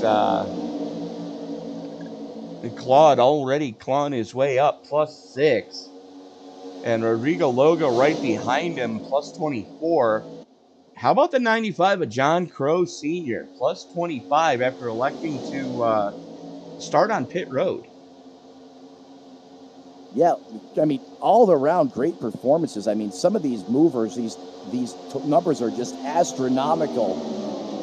What we're seeing, it's working, and it gets back to one of the textbook, keys to success at Talladega. Survive, be patient, and good things will come. And that's what these guys are doing that you're seeing up 20, 25, 30 spots. Hey, Matt, look who's back in the mix. After having to go to the tail end of the field. Are you? Yeah, that's the 69. 45 being scored as the 69 of RJ Root. That is just incredible. He's another one there that doesn't quit. I don't think he knows the meaning of the word. He's like old Ironhead Earnhardt. Hey, the steering wheel's on it. The tires are straight. Hey, if it runs, what do you mean I can't run it? Put me back out there in contention. I remember watching a Richmond race with a young man back when Earnhardt was driving the 80s version of the Monte Carlo with the Wrangler logo on it at Richmond. And Larry McReynolds was his crew chief, and Larry said, man, you got to stay out there. We can't come in for a tear off. He goes, all right, I'm going to be off the radio for about a minute and a half. He climbs out the window with a rag and wipes off the windshield one-handed while steering with his knee. Under caution, mind you. Perfectly timed. This is happening going across the start-finish line so his team and everyone else can see this clear as day. Well, the announcers picked it up right away. Like, why is Earnhardt climbing out of his car? Oh my God, he's wiping the windshield. Oh, classic Dale Sr. Yeah, I mean that's better than in Days of Thunder when he said they were eating ice cream. Yeah, no crap, right? Throw a blanket over your top 12 right now, as there is Gangler, who is the caboose in this little freight train, and then you are 6 1/4 seconds back to this second group being led by Ryan Samuelson and Charles Eaton. And Eaton is getting a heck of a push here. I mean, that's about as hard as you can possibly push there without wrecking. As you see the 75 back off now, but they had some steam rolling, being led there by the 81 of Ryan Samuelson. Eaton the only problem is they keep losing time because Eaton can't make up his mind if he wants to be close or if he wants to just go. Yeah, and here we go. Really Toyota's on the top side. Look who's involved in that one. Oh, my God. This kid doesn't know the meaning of the word quit, I tell you. Travis Kraneborg, who needs to pass Kavaja Holt to be the first car 1 or more laps down. That's the 00 that's just in front of him there as he's side by side with Dave Regal. And just out of the frame, I saw the 81. The 88 just got yeeted again. That jumbles that mess completely out of whack. And Holt's going to jump up in front of the 74. Now Holt's in the sucker hole. Here comes Kraneborg. This may not sound like much, folks. This is your battle for 24th and the free pass position. And look at the front of that Camry. It is pushed in more. I mean, that is basically a boomerang on the front of that 21, catching all that air, but that's exactly how you do it. You get that wounded car in line nice and tight, let the other cars that have that are clean really diffuse and redirect that air. Look at that. That's a plow truck. Matt, you being from Buffalo, you know exactly what seeing something like that painted yellow means coming at you. Yeah. Just think about what that does to the air when it's fully exposed. It's not doing anything to help the way that car is aerodynamically designed. Well, the other thing he's got to worry about is, did that cave in enough to affect the radiator? So far, the answer is no. No. But that race car driver, Kraneborg, knows exactly where he needs to put that car, and he's putting it in the best spot to help his situation with the aerodynamic disadvantage that he has right now. If he was out in front, they'd probably fall to the back in a heartbeat, especially now that he has more damage on the front nose of that race car than he did after the first time he had it repaired. It gives a little bit of a bump draft there, but it all looks well, along with the ducting work, that fresh air coming into the race car. But that is a catcher's mitt. Just, I can't believe it. Look at the splitter, Tony. That's way kicked up. Well, the good news is it's putting more air under the car. The bad news is it's putting more air under the car, which means that the diffuser at the back is working overtime right now. And if he gets that car more than about 10 degrees sideways, there goes all the downforce. Probably going over.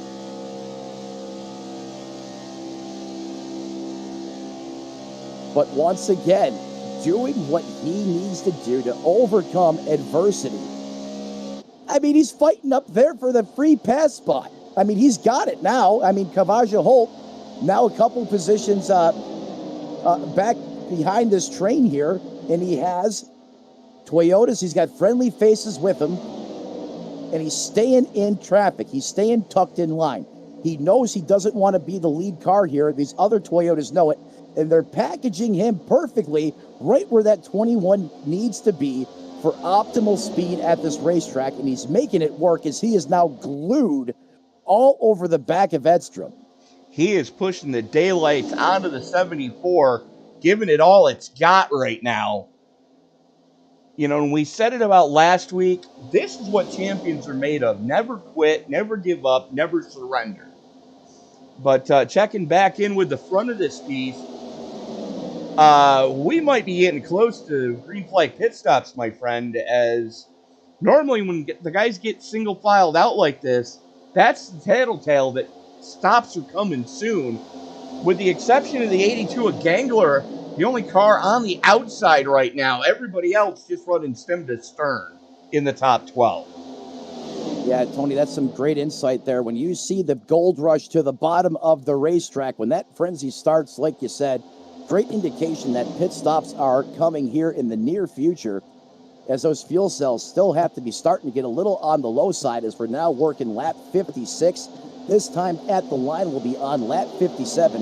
You mentioned the 82 machine there, and I believe he has been down pit road on lap 26. I want to say that he took fuel there, so not potentially in the same position as some of these drivers perhaps, but still, you don't want to be the odd man out on pit road. You got to have a drafted buddy, or you're a sitting duck. Well, here's the thing. Your top 6 were all last down on lap 26.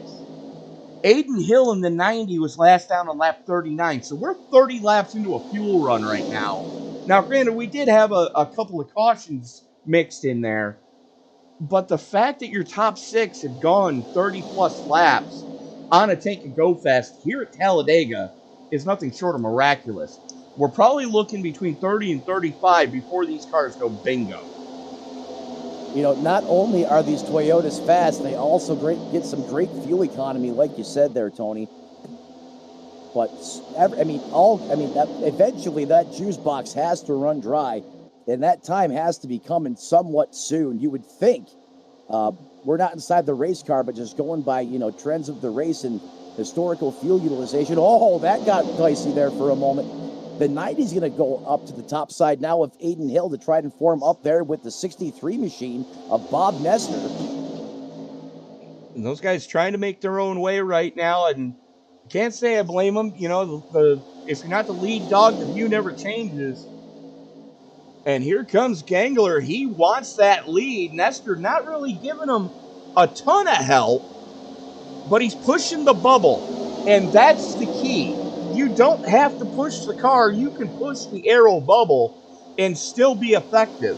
And that's exactly what Nestor is doing. Although right now Nestor's got Aiden Hill glued to his back bumper. This could get sketchy because you never want to push the pusher. Tony, that's a great point, and that's where I was going with this. You know, when you have the first 2 cars hooked up, if you're the third car in the train, the last thing you want to do is try to hook up with that second car in line. Like you said, push the bubble. Get as close as you possibly can to that number 2 car in line without touching him. And that is the best case scenario. Wow, as Stein gets a big run here on the bottom. The TRDs are formed up. The 14 right behind Stein there doing a great job. That's going to be Brian Tarnowski's in that mix as well, still having a great run there in that 28 machine. The 63 butt kicker Toyota there, still working the top side. Chris Claude now coming up to the top. More cars now deciding to go to the top shelf. Let's see if this is going to give them the momentum they need now as the 95 is going to form the train. And suddenly, Tony, this top groove is alive and well with plenty of energy here. And you got to wonder, how much longer are these guys going to be able to stay out? Well, I believe stage break is coming. I believe it's this lap. It's got to be this lap. That would explain why we're 5 wide. Not 4 wide, 5 wide at the line. Yellow, as the 14's going to get it done here. Siva Cornez going to get the stage win. How about it? I see you, Siva. Siva Cornez, Dalton Mobley, Nick Stein, RJ Root. What? Yeah, Rodrigo Loga, running out your top 5. John Crow, Bob Nestor, Alex Gangler, Brian Tarnowski, and Aiden Hill. Yeah, that is impressive. And, you know, Rodrigo Loga's reunion tour here continues to go well as he's in the thick of it, up 30 spots just outside the top 5. Shout out to Brian Tarnowski in that 28. Remember, guys, all you guys that made donations so far or who are making donations throughout the course of this race, that man is going to match your donation. Everyone that we get during the broadcast in that 28 machine. And I believe the 21's going to get the free pass there, Tony. Finally, the 21, next time by, should get the free pass. But while we're waiting on that, we are going to step away, pay a couple bills. We'll be back right after this.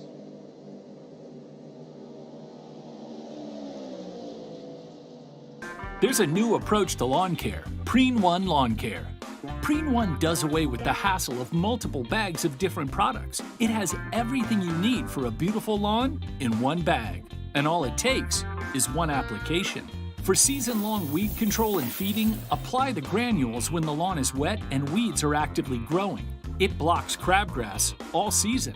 It prevents crabgrass seeds from growing. It kills the seedlings too, even when applied 4 weeks after they sprout. It's your best defense against tough weeds like dandelion, chickweed, henbit, and hundreds more.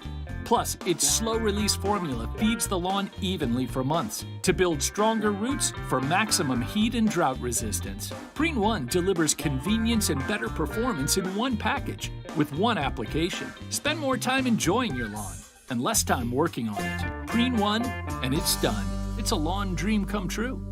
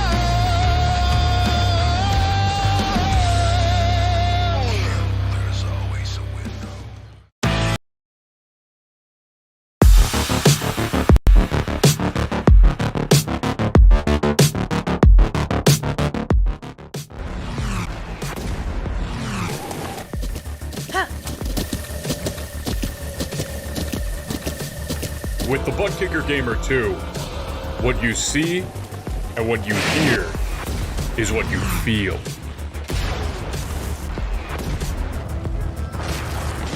Butt Kicker. The future is feeling.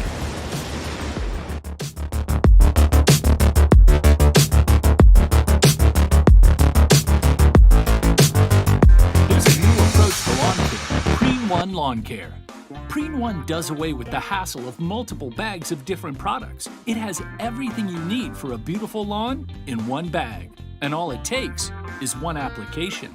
For season-long weed control and feeding, apply the granules when the lawn is wet and weeds are actively growing. It blocks crabgrass all season. It prevents crabgrass seeds from growing. It kills the seedlings too, even when applied 4 weeks after they sprout. It's your best defense against tough weeds like dandelion, chickweed, henbit, and hundreds more. Plus, its slow-release formula feeds the lawn evenly for months to build stronger roots for maximum heat and drought resistance. Preen 1 delivers convenience and better performance in one package with one application. Spend more time enjoying your lawn and less time working on it. Preen 1, and it's done. It's a lawn dream come true. And we are back at the Tricia's Hope 500, round number 10 of the Sunday Night NASCAR Cup Series. And as we were watching during the break, Travis Cranborg got back on the lead lap, currently sitting back here in 22nd, but now he's back in contention. Watch for him to claw his way up through this field. Seba Cornez wins the battle off pit road, being joined with Nick Stein up on the top row. RJ Root, Rodrigo Loga, your highest running Chevy so far. But we've got 4 Chevys inside the top 10. Yes, the rest are Toyotas, but who's counting? Yeah, how about it? I mean, if you go back to Daytona, I mean, that really set the precedence of what was to come throughout the early going of this season. And that has been Prodigy Esports dominance. Tonight, you're seeing a little bit of a change. You saw it last week at Martinsville as well. 3 Toyotas at the front, but look at the resurging Chevrolets being led by the 03 of Rodrigo. They are in this race. They are making themselves known to this TRD camp tonight, Tony. But here's the problem with the Chevy. It is so insanely difficult for the Chevys to suck up in the draft. It takes them 3 to 4 laps to just get to the bubble of the car in front of them. And that's as far as they're going to get. You're not going to see too often where 2 Chevys are going to get actual bumper to bumper. As we are back underway, Seba Cornez, RJ Root, Nick Stein, your top 3, all from the TRD camp. And here comes the deuce of Dalton Mobley. Mobley dialing up. And we've got a problem at the back of the field. Something happened with Tanner Marty. Watch this. Oh, that's not good. Oh, that did not take long for all things to point. Oh, my. Whoa. Oh, my. What the F? Huh?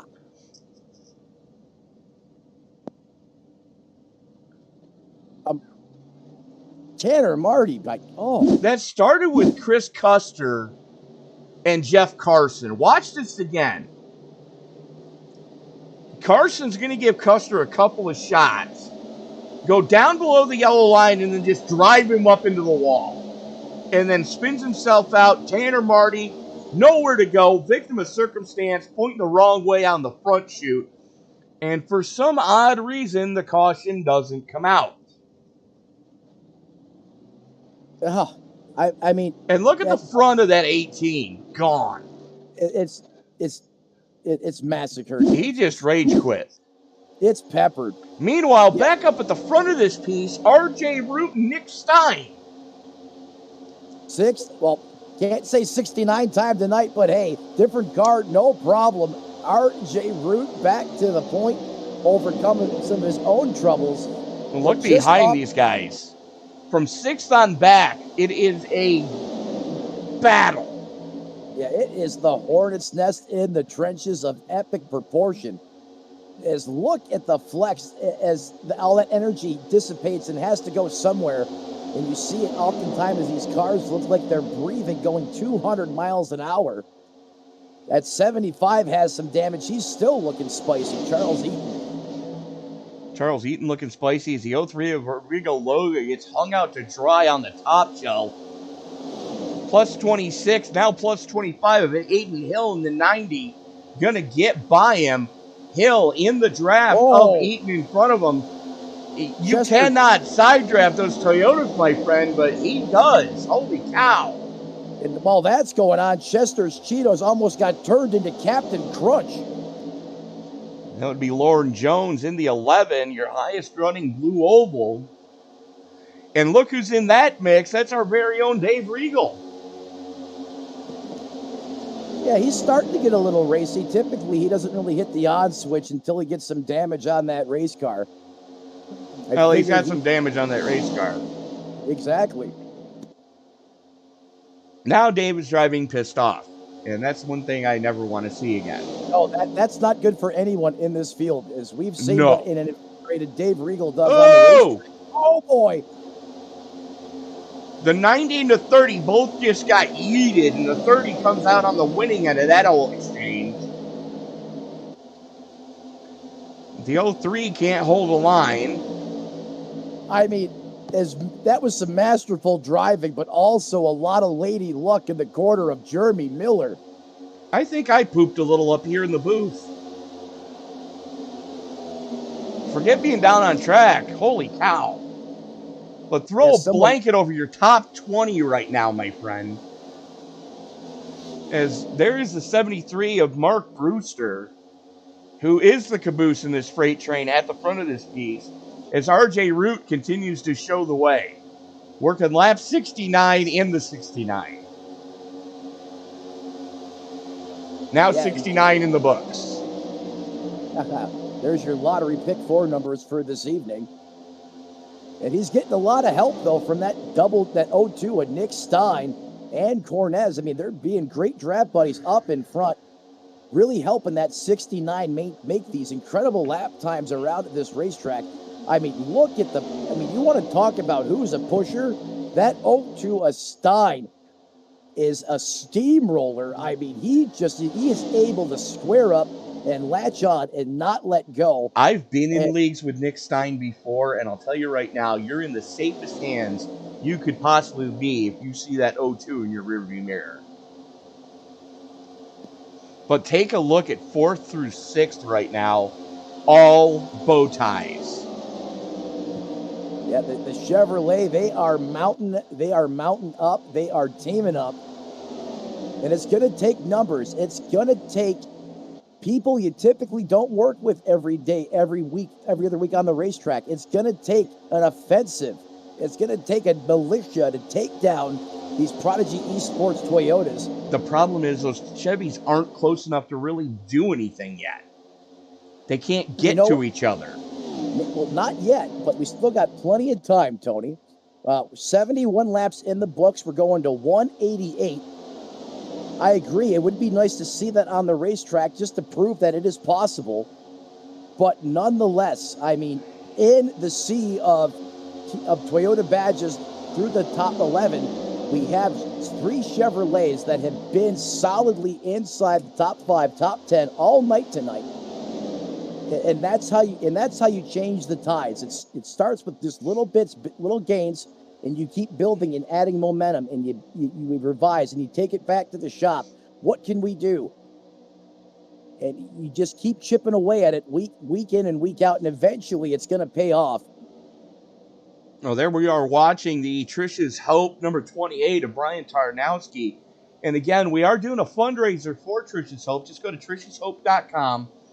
Hit that donation button, and even if you can only give $1, every dollar helps. If you take a look at the average viewership of an SNN Cup race, if everybody who watched this race donated $1, that's a light bill. That's, a heat bill. That's a water bill. That's putting food on the table for a couple of weeks with a grocery bill. Right. And don't forget that light bill then becomes, in some cases a car payment because of the 28 of Tarnowski matching dollar for dollar if you donate during this live race, which is taking place right now. And you have the next 24 hours to donate. You have until the start of the broadcast for tomorrow night's Xfinity race to donate. Brian Tarnowski will match dollar for dollar every dollar donated to Tricia's Hope in the next 24 hours. You know what?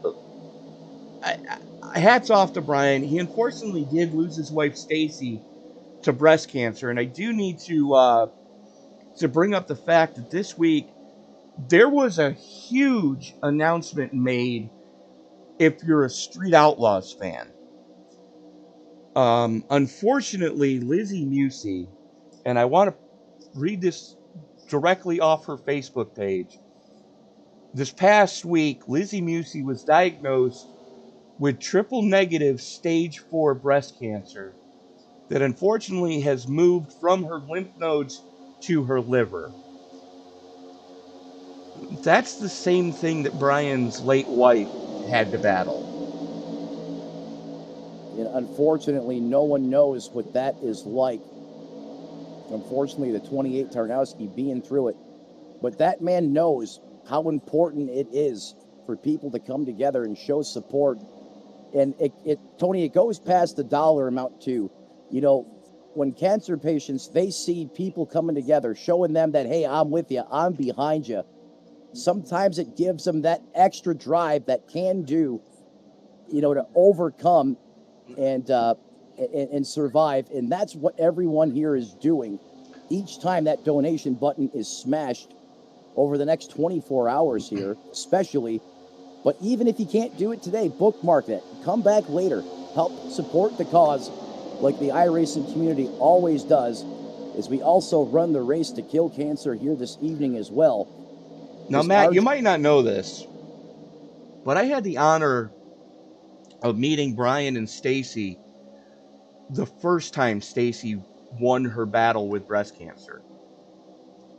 Unfortunately, she didn't win the second round. But when she won the first round, it was actually one of the first leagues that we had a chance to broadcast on this station. And if you go back to, I believe it was the Bristol race, way back in 2017,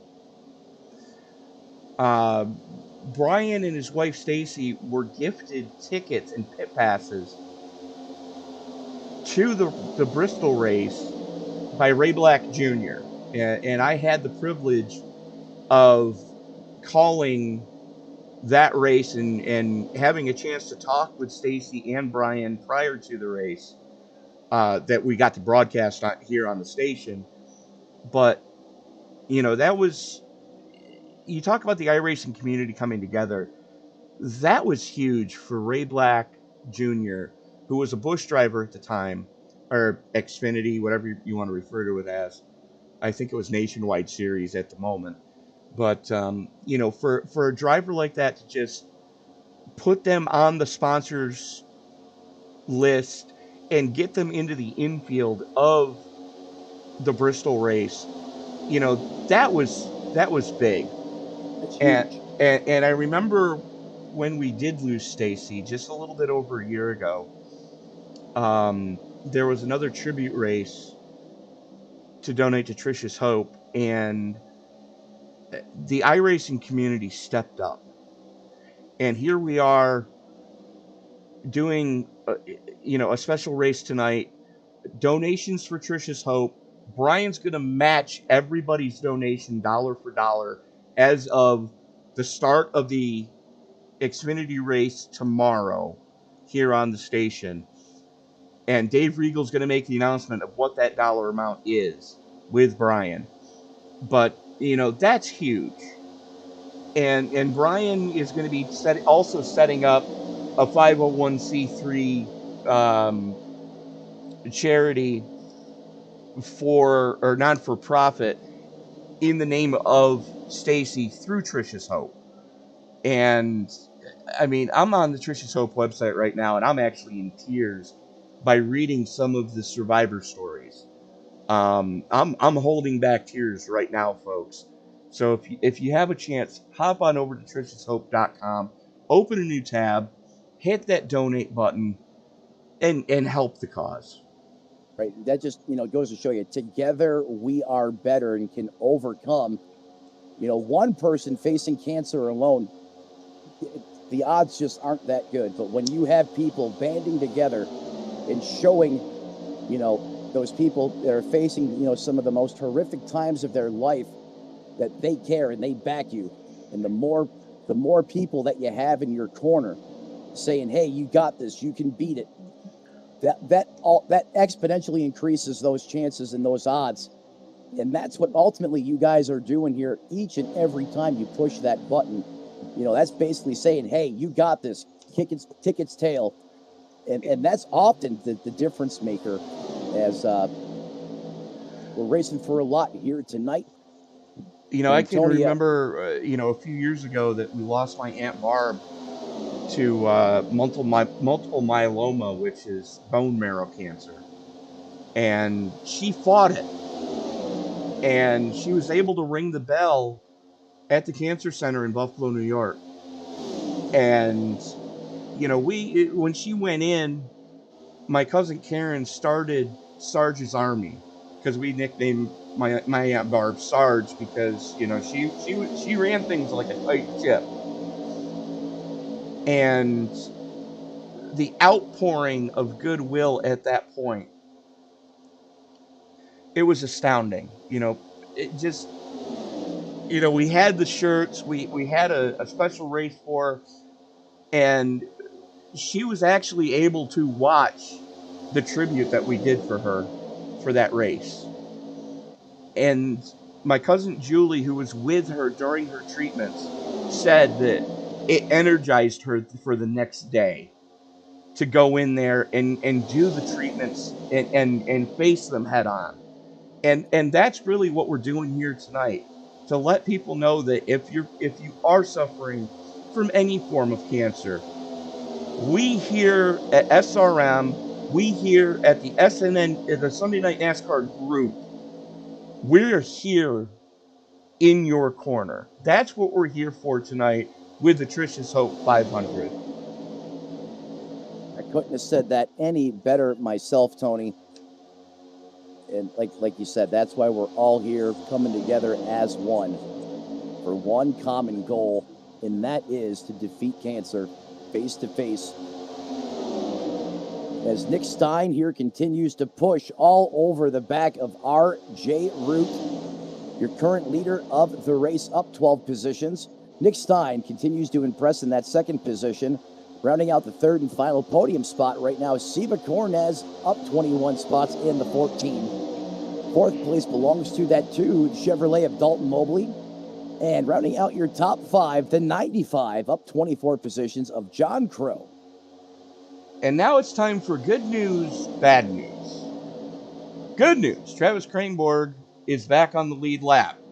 Bad news is he was leading that second group and has just gotten passed up by Steve Herring and John Wilco, and he's losing their draft. That's no bueno. And unfortunately, well, if it was anyone but Travis Kranborg, they probably would have stayed with him. But they know what this man is capable of in that 21 machine. And they also know how damaged that car is. As there's Lauren Jones, who's involved in that second group, being currently led by Chris Claude. As we can throw a blanket over our top 11, as Brandon Edstrom and Dave Regal are falling back quickly. They are falling back quickly. However, getting back to that, we were talking about Kranborg there. Those guys at the back of the pack, they will be faster with three cars.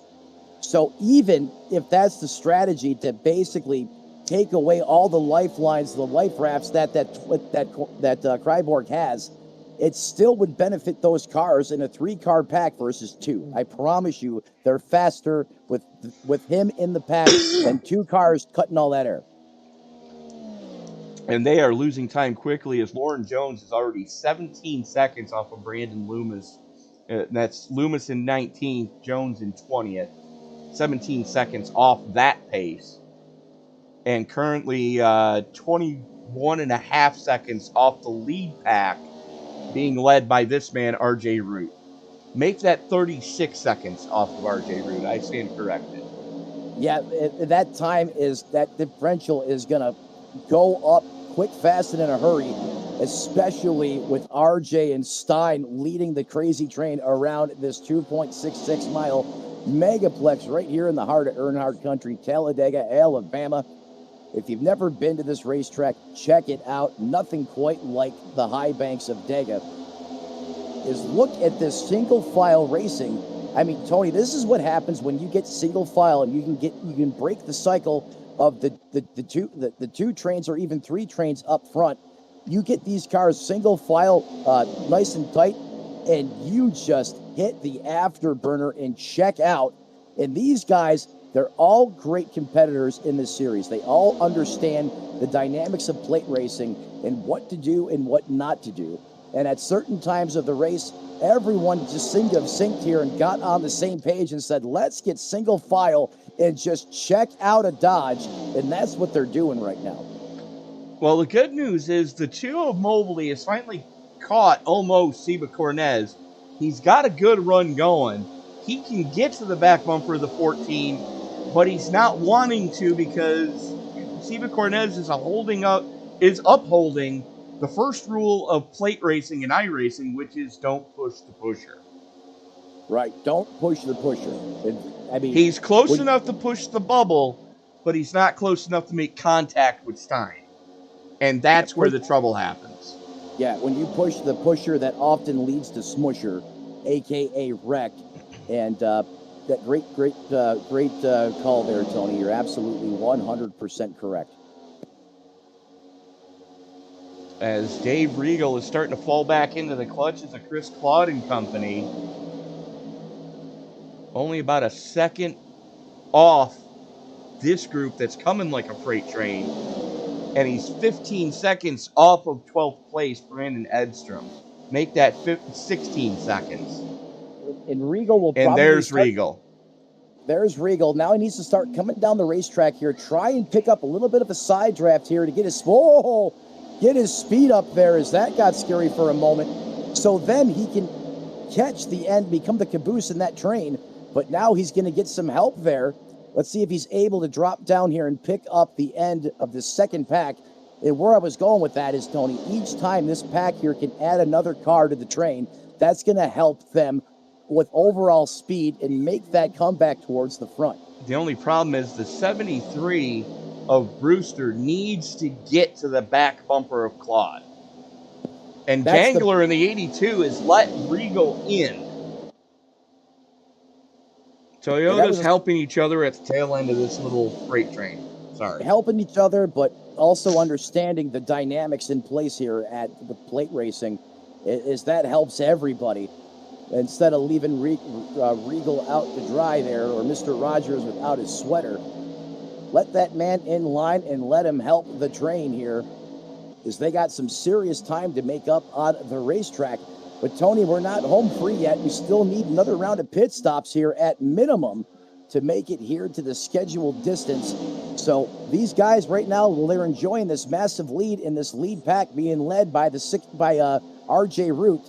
They're still going to have to come down pit road at least 2 more times and refuel those juice boxes to make it to the end. And we are closing in on the next round of green flag pit stops as we're approaching 30 laps on this fuel run. And, let's see if we can go caution-free this time. But, you calling Dave Regal Mr. Rogers, now I know what to get him for Christmas. Cardigan sweater and a Weezer album. It's got to be the first Weezer album, though. With yeah. The sweater song, of course. Right.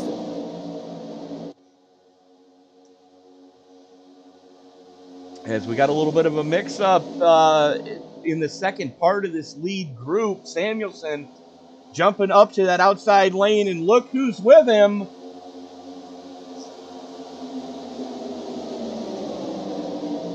First car a lap down.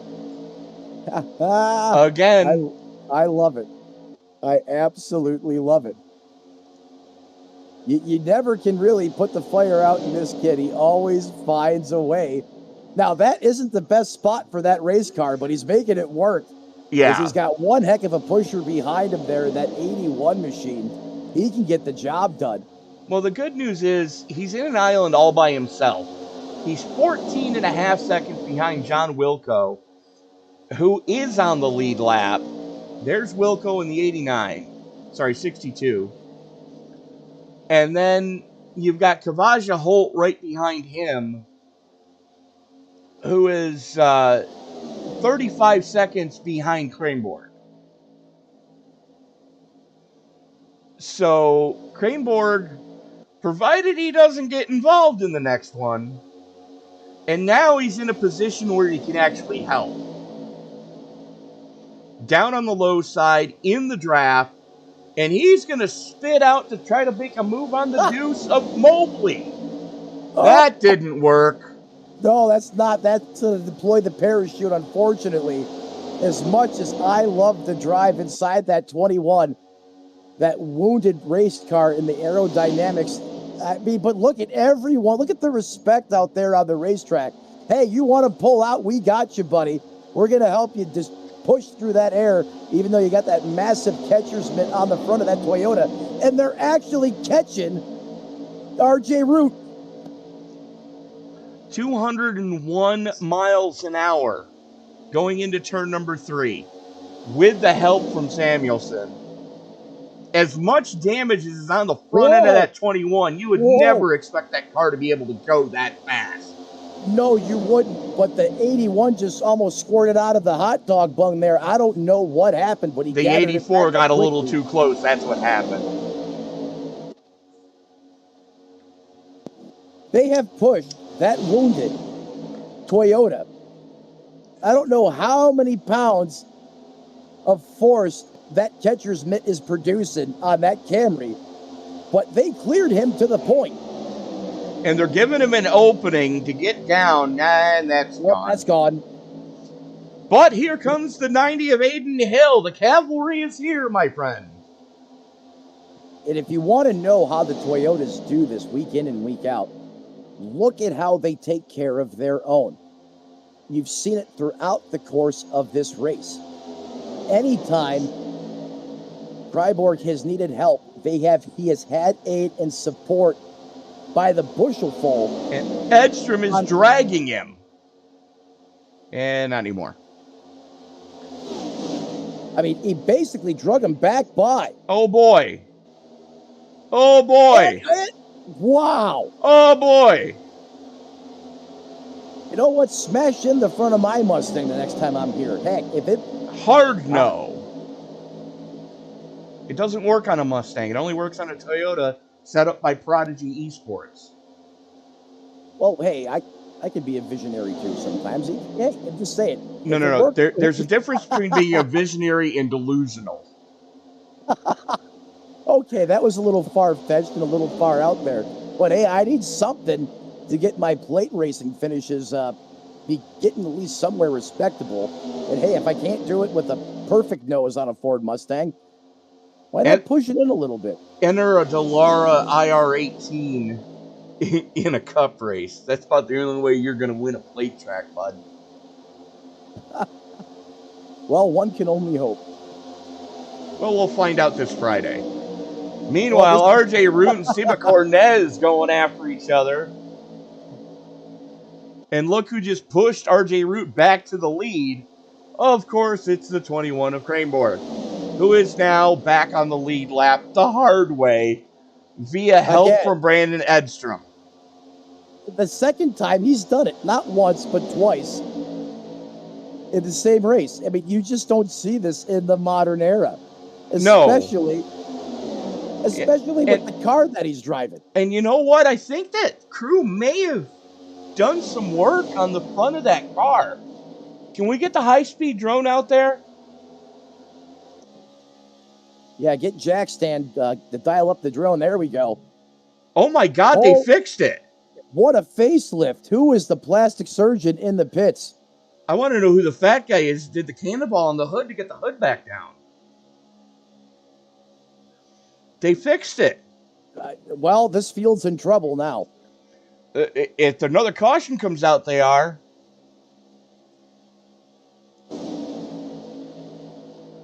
Does not look like a ticked-off pug running around this racetrack anymore. That Camry nose is somewhat how it's supposed to be. The splitter is flush to the racetrack, and he is out in front, and he is not pulling the Jake brake, and the 74 is painted on the back of Cryborg.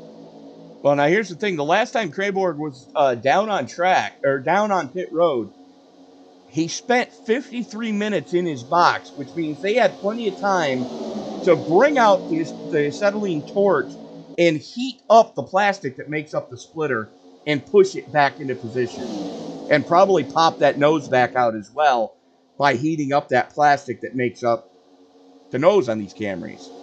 So they had to have brought out the torches to get that car fixed. Yeah, definitely needed to get some heat on it. Like you said, 53 seconds. But what a nose job. I mean, they've completely transformed that Camry, put the hot rod back in that race car. Is now the 21, is not the leader. He is the first car a lap down on the racetrack. Your actual leader, the car just behind him, and that is going to be the 74 of Brandon Edstrom, and RJ Root is currently second. There is Edstrom out of Springfield, Vermont, with his lovely fiance.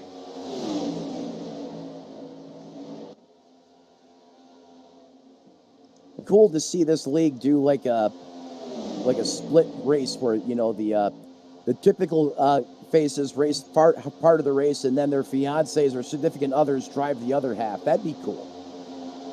What if you don't have a significant other? You'd always borrow one, I suppose. And pray tell, how would one go about borrowing a significant other? Well, Tony, I'm not sure I want to hear this. I'm not. Anyways, look, I'm sure you could, expand on the rules. A friend, someone that typically doesn't compete week in and week out. Gotcha. But anyway, I was just thinking. And here we go. Green flag pit stops already starting. Chris Claude leading the charge. And here comes the cavalry charge into that commitment cone. You got to make sure you get this car wound up in time because you cross that line speeding, and that is disastrous. As look at the flock of Toyotas. They're all getting down to speed quite nicely. Well executed, is sometimes that can be disastrous. Now everyone here has their sights on their pit box. 2 cans of Sunoco Racing Fuel going to go in those race cars. Probably going to see 4 tires or maybe 2 tires here. Well, let's find out. Looks like 4. As the 74 does fuel only. A lot of them do fuel only. Nick Stein did fuel only. Seaver Cornet is fuel only. Now, being as it's now a Toyota heavy top 10, it reminds me of an ad not an ad, a story I read on Facebook the other day where a high school did a fundraiser. And whoever sold the most, I think they were selling popcorn. Whoever sold the most was going to win a Toyota. They announced the winner at home, at homeroom, and said, "Please come down to the office and collect your new Toyota."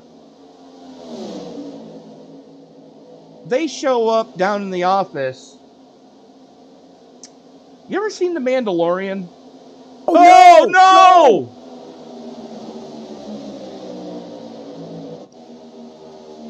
Oh, that wasn't Kraneborg. Who the hell was it?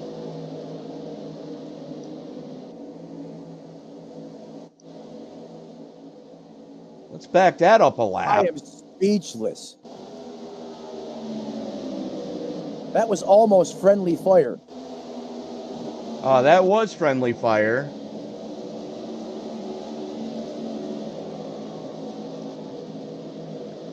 Was that Nick Stein? I'm pretty sure that's who it was.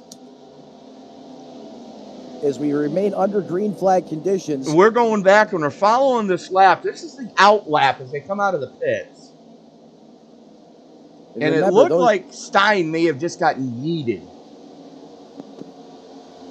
Yeah, he got a little too much Dave's insanity sauce on that deal on cold tires, and that almost simultaneously. Well, Stein didn't take tires; he took fuel only. Well, thank you for that. But anyways, that was almost millimeters from wiping out some of the best cars in this race. Because they were coming up on lap cars that didn't get up and out of the effing way. And the 2 gets into Stein, and Stein bangs the wall and keeps it pointed in the right direction, and we stay green. I mean, anyone else is going into the catch fence, and it's a disastrous Good news is Stein has John Crow Sr. for drafting help. And I believe that is, yes it is, Kavaja Holt in the highest running, or second highest running Blue Oval, as Lauren Jones runs in 18th as your highest running Ford. Meanwhile, at the front of this piece, Edstrom making a run on the outside with Samuelson and the 90 of Aiden Hill. They make it look just that simple as they get by Steve Cornez, but look at Mobley. He has gotten to the back bumper of somebody finally. Yeah, Mobley, the lone Chevrolet inside the top 10. Inside the top 5. It's the only Chevrolet inside the top. Well, thank you, Tony.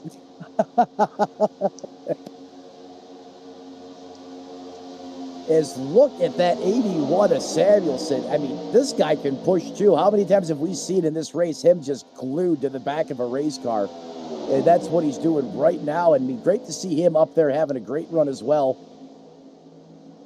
As he is commanding the top line. Oh, getting a little squirrely there. That's a great way to make your blood pressure boil inside the race car when you start to see that. Oh, there's a... Ooh, that could have been a push gone wrong there. Is the 2 of Dalton Mobley there was heavy on that left side of the bumper, pushing through the corner there. That could have been disastrous, but he backs off and then re-engages there and gets it. Steve Cornez looks like he's driving as much out the rearview mirror as he is the windshield, and that's causing Mobley not to be able to hit him square. That's a great read there, Tony, and that could be the case.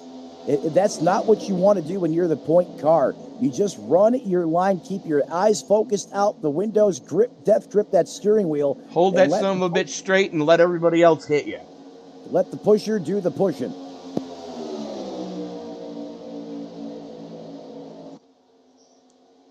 Cornez, Mobley, Nestor, Edstrom, Samuelson, Hill, Root, Crow, Stein, and Eaton, your top 10 as we currently sit, with a lot of gaps forming.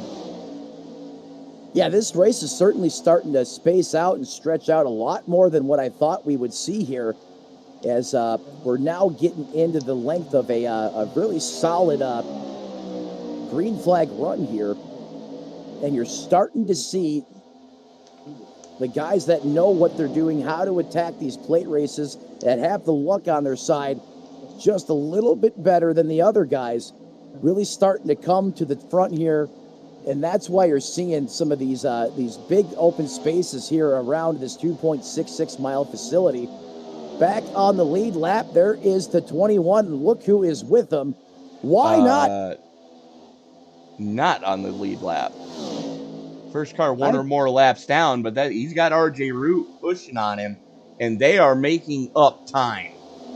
Yeah, they're making up time, and I'm sorry about that. I thought Prabor got the... oh, here we go.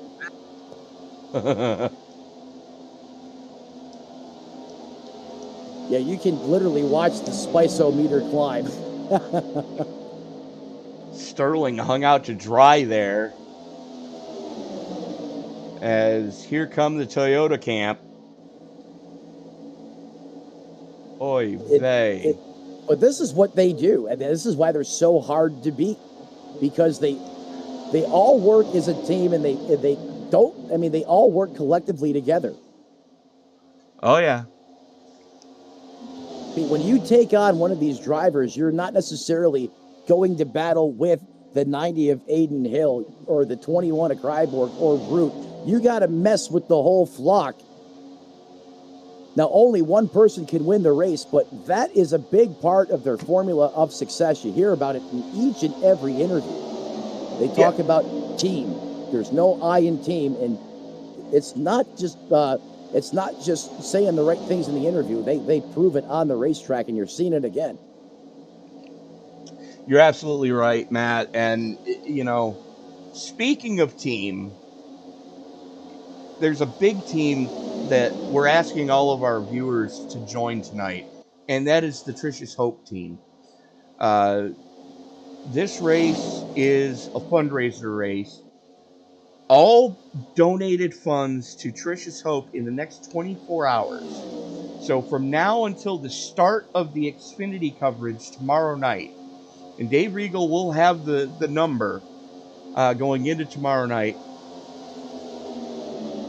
every dollar donated, Brian Tarnowski is going to match out of his own pocket.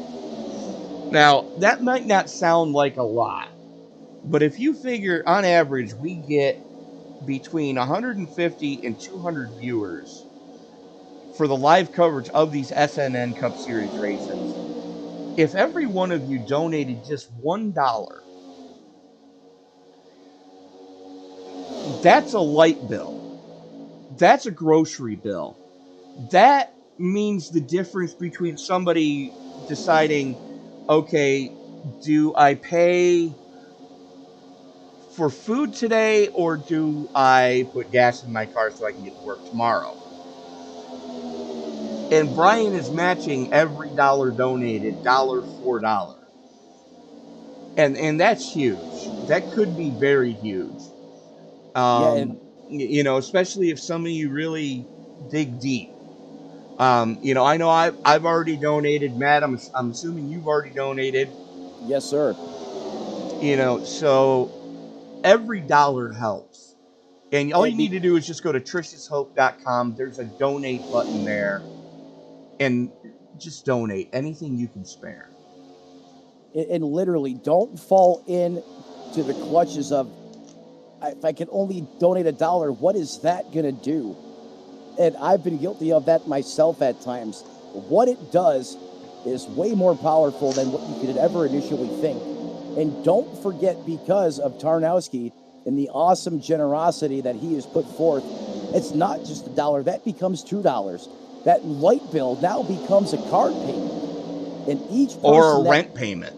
Or a rent payment. And you got to remember, this family is already probably faced with the tallest, amount of adversity they've been faced with probably in their life. So many things change quick, fast, and in a hurry. Well, here's the thing, Matt, and this is something that isn't brought up a lot. Most insurance companies are fucking assholes, and they won't cover you if you come down and get diagnosed with cancer. So you're paying for the treatments out of pocket. All because the insurance industry in this country sucks. I'm sorry if I just offended anybody, but I'm being real with y'all. The insurance industry in this country sucks by not covering people that are diagnosed with cancer. We need to change this.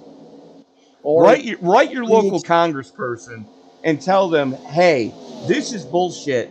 Fix it. Well, the other part I love is the pre-existing condition. Yes.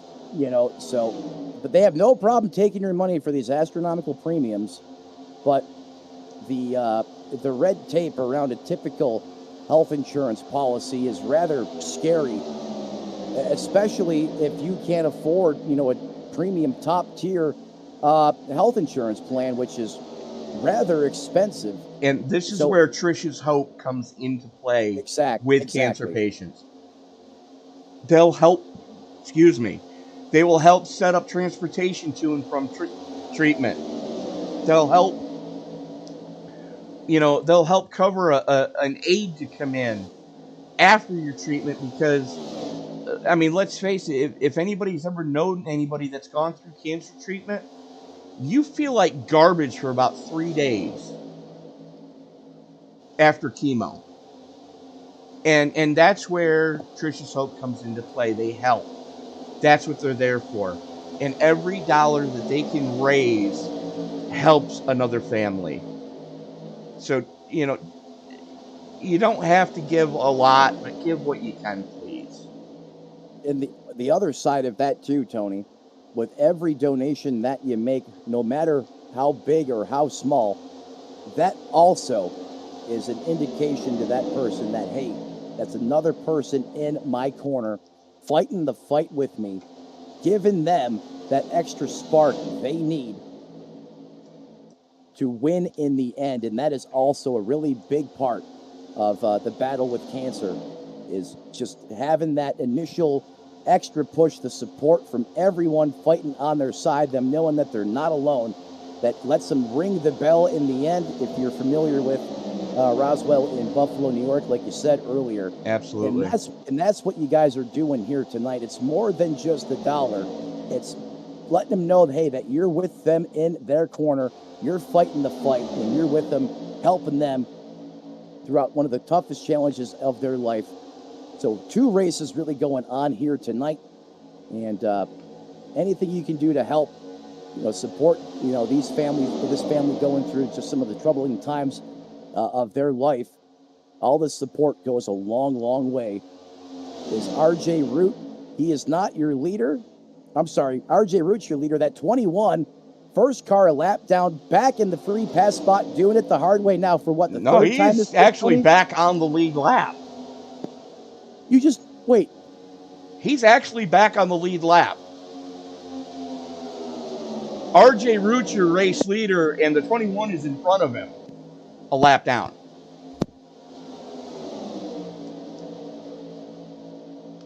Yeah, Kraneborg is that good. Woo!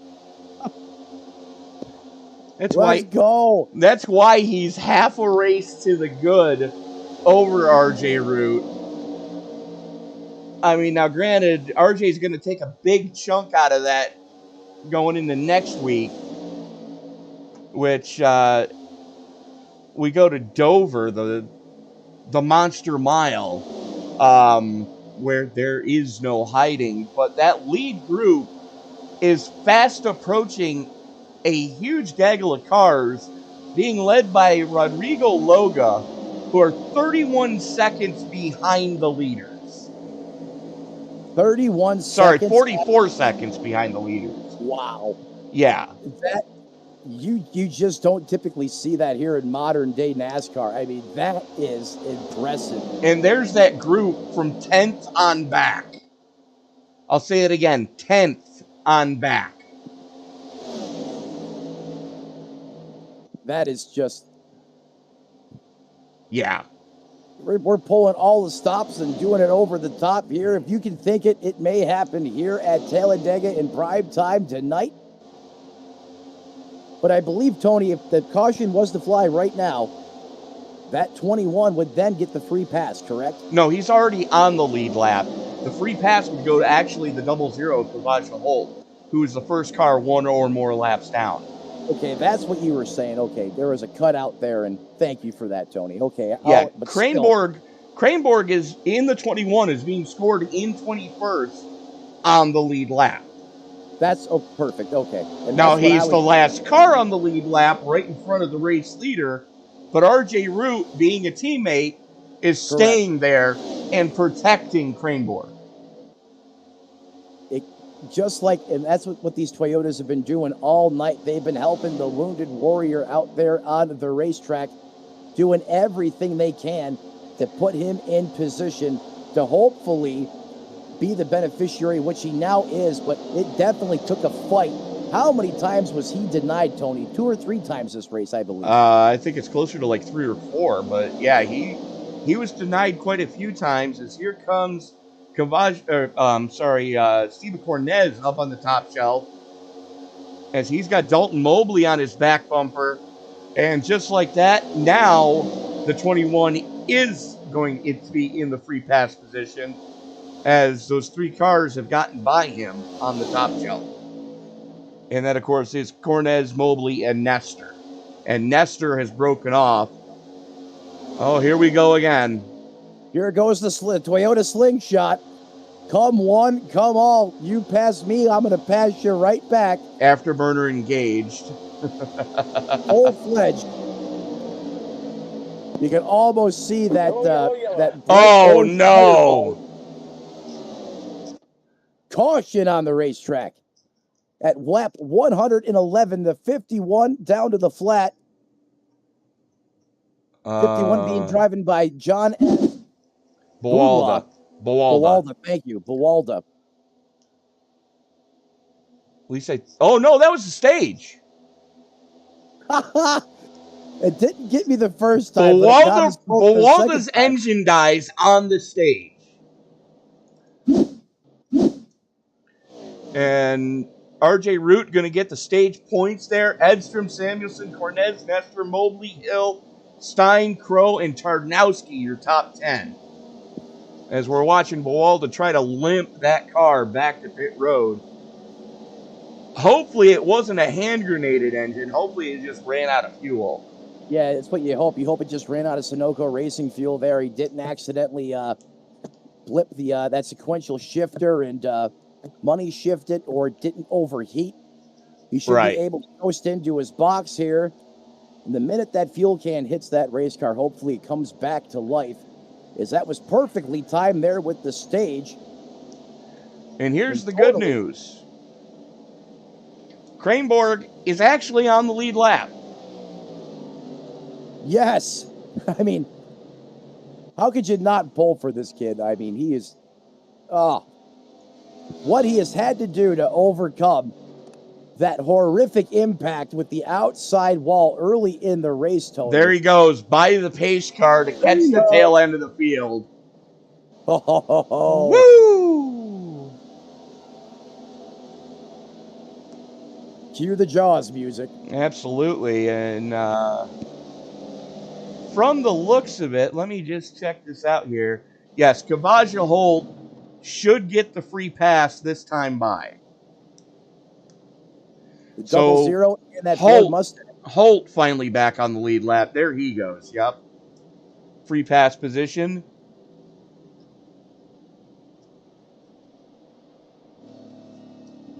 Holt there in the double zero. So now I believe the next car, or the first car a lap down, is going to be the 03 of Rodrigo Loga, who was strong in the early going here, has fallen off just a little bit, as we're now working lap 121 here. Going into he had some damage to repair under the green flag pit stop, and they held him in his box an extra almost 15 seconds. And when that happens, no dancing partner out there on the racetrack, and you're pretty much a sitting duck. RJ Root wins the battle off pit road, 4 in fuel for the 45 being scored as a 69 here tonight. Got a few cars staying out to try to get the wave around. Hey, Dave Regal into the top 10. Look at that. Sneaking in, Mr. Stealth. Something tells me Dave Regal's not done yet either, as he has now cracked the top 10, I believe, for the first time this evening. Correct. He's up 12 spots, as he has suddenly came to life in that 8 machine. Let's see if he can keep moving towards the front here as these laps start to wind down, as we're now moving into our third and final stage, 188 laps, the scheduled distance. You know, I'm going to ask this of our viewers. If you have donated to Tricia's Hope tonight, do me a huge favor, hit the like button and let us know how many of you have helped out. You know, it really does help us know, you know, exactly what Brian's getting himself into. You know, I see so far we've had 170 viewers, and only 6 of you have hit that thumbs up button. That thumbs up button really does help us know that Matt and I are doing a halfway decent job. Just checking in on the live chat. Bailey, you have my condolences for losing your dad. And you're right, this is a beautiful cause, and you know, the awareness that we're bringing to the cause tonight, you know, it melts my heart every time I see the iRacing community come together like this. Yeah, I couldn't have said it better myself, Tony. If you remember, you know, I didn't even know about SRM until I lost my best friend in that tragic death. And I wanted to do something to honor him in a way the family could come together. And because he's originally from Florida, he was in New York, and he loved NASCAR, he loved iRacing. So I said, hey, let's do a race. And the next thing I know, hey, let's broadcast it. And didn't even know who SRM was, and you guys jumped on board, didn't even know me. and helped me put this production together. And it was one of the most awesome, dynamic, heartbreaking events, races I've ever had to drive through. But everyone was able to come together no matter where they were located.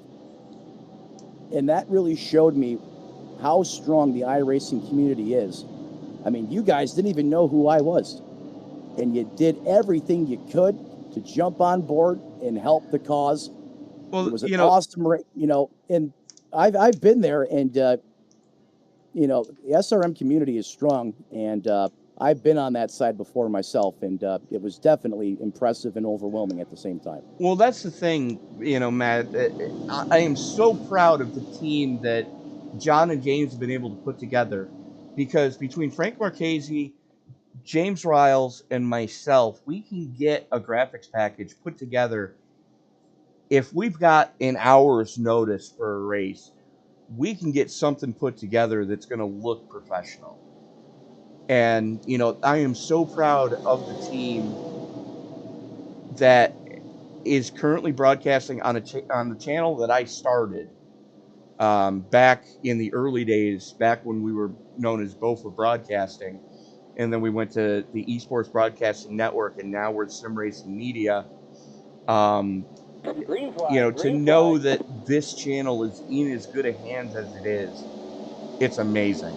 And, you coming on as one of our commentators, it's awesome to have you with us. And here's the crazy part. That my best friend that passed away, who was the main reason why I'm here today, always told me, Matt, you should be calling NASCAR races. And technically you are. It's crazy how that all just works out. But definitely feel home here at SRM. You guys have showed me the love and the support when you guys had no idea who I was, and vice versa. You've always had my back, and so happy to be up here right now trying to reciprocate here and help, another iRacing community family member and family that needs us to be there for them, and I know we will. And if you need the link, it's on your screen of where to donate, triciashope.com. It's just that simple, and there's a donate button on their homepage. Brandon Edstrom currently showing the way in the 74. RJ Root, Ryan Samuelson, those three Toyotas lined up stem to stern. That is doomsday for the rest of the field right now. Yeah, that is the apocalypse happening right now, as you have welded the 74 and the 69 together, as now they break apart just a little bit. But look how quick these Toyotas are up at the front. The one difference in the equation, the Chevrolet of Dalton Mobley in the 2 machine continues to impress. Take a look at who's up in 9th place already. I was going to say, someone gave Mr. Rogers their vitamins, because he is charging to the front as well. No. 9th. Oh, I didn't even want to talk about him because I didn't want to jinx him. 21 pushing on the 90 of Aiden Hill. That is Kraneborg already up into 7th and making inroads on the top shelf. Well, since you went there, Tony, look at this kid. Are you kidding me? There is no quitting him, and I love it. I mean, you want to talk about how many times he's potentially been left out for the count, and his team has picked him up, carried him on his back. His crew did the work, but ultimately that driver piloting the race car through the storm tonight never said die. And look at him now as he continues to missile on the outside. Into second.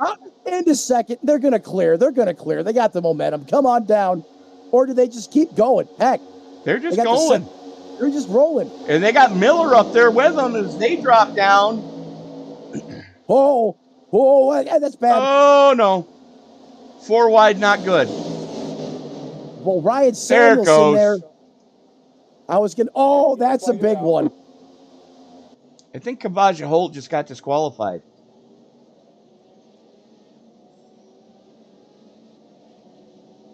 Yeah, Kavaja may have been the Wile E. Coyote there with the dynamite. Not sure. We're going to have to see what this replay suggests here. Well, the 81 gets sent down to the banking. Oh, wait a minute. Kavaja gets turned by. I'm not sure. Kavaja should have been disqualified there. Well, that's an iRacing deal. Too many incident points. Boom goes the dynamite, right. And off you go. I forgot about that. That is not always a manual. There is the automation to that as well. Yeah. This is one. Seba Cornez. You're going to see the 25 blink, and the 2 turns the 81. 4 wide. Seba Cornez lets the 81 come back up. The only problem is Kavaja Holt's in the way, and the 82 goes for a ride. Shades of Denny Hamlin at Texas. Yeah, he goes space shuttle status, goes vertical like a F-14 Tomcat, and then rides the top of the safer barrier looking like Travis Pastrana in the Nitro Circus. Watch this again. Keep your eye on Gangler. Is the 81. He's already on the top side. And here comes the toy. Oh, my. I mean, he just nose slid it on the top, and then he just barrel rolls down that extreme banking here at Talladega. Thank God he lands back on the sticky biscuits there, on the tires. You might be a little young for this, but Joey Chitt would eat your heart out. I do not know who that is, unfortunately. The Joey Chitwood's Thrill Show. I think this all started, though, when... The 2 turns the 81. That's what started this. And that got the 81 on the flat. And then Seba Cornez tries to let the 81 come up. He hits Kavaja Holt. They go down. They turn the 81. And then all hell breaks loose behind them. Yeah, someone's overstretched that metal slinky, and when it let loose, it was big. Big time implications here for these drivers late in this one, now on lap 130 of 188. And we had a massacre unfold here on the racetrack as cars were flying in multiple directions. But up over the safer barrier, but look who wasn't involved in it. I can't believe it. The 21. For once, he was not taken. It just the black cloud. I've mentioned it a couple times tonight, but that's typically what happens to the 21. You know, him being in Southampton, New York, that's not that far from Islip. If there are any modified teams at Islip Speedway that need to that are looking for a young driver to bring up through the ranks, Travis Kranborg, more than anyone else that I can think of, deserves a modified ride at Islip. Yeah, I mean, I don't call him cyborg for nothing because this man is robotic. He is just that good. And now he is spared not being involved in one of these horrific crashes that we've seen tonight. The tides may be turning a little bit. I mean, the only thing that has stopped this guy from being somewhat human over the course of the season is the fact that he has been just a magnet for disaster on the racetrack, and he still overcomes and wins. Donna checking in. He has raced at Riverhead. Fair enough. So if there are any national touring teams that are looking for a driver to come up through the ranks, look no further than the driver of the 21, Travis Kranborg. I promise you, that driver does not quit. He not only will bring you the trophy, he will bring you the steering wheel as well. So it's not a give me one or the other. He'll give you both. I mean, he'll give you some extra parts. You might have to do a little sheet work, but hey, doesn't matter when you're throwing up dubs all the time. What's a bent Nerf bar to, a season championship? Exactly. Makes it that much more special. Absolutely, as he's going to start to the outside of Aiden Hill. Brandon Edstrom and RJ Root starting in row number 2. Charles Eaton and Brandon Loomis for highest running bow tie going to start in row number 3. Brian Tarnowski in 7th, Bob Nestor in 8th, Dave Regal in 9th, and Chris Claude up to 10th. Currently, your biggest mover is Brian Tarnowski, plus 28 in the 28. Currently sits in 7th. And remember, that's the driver that's been so generous to match the donations that we're generating out here tonight during this live SNN broadcast. So big shout out again to Brian Tarnowski. We certainly appreciate everything that you're doing and everything that you've done to support this effort and cause here this evening. And if you're looking to donate, triciashope.com. It's on your screen. Just open a new tab, and they've got a donation button right on their homepage. They make it just that easy. It's like Staples from back in the day. Click, that was easy. It's that simple. And while you guys are doing that, that Saturn V rocket has been refueled in the form of the 21 machine on the front row. Got the 69-time route behind him. The 25, he's been fast. Loomis, it's about to get real here at Talladega as that pace car pulls off, Tony. Pace car is off. Hill has the button on the low side. Into the Geico restart zone they go. They've got to maintain pace speed. There is the zone. And here we go. Green, green, green. Strap grandma in. Make sure she's got extra popcorn because it's about to get wild here at Talladega. Back under green flag up through the gearbox.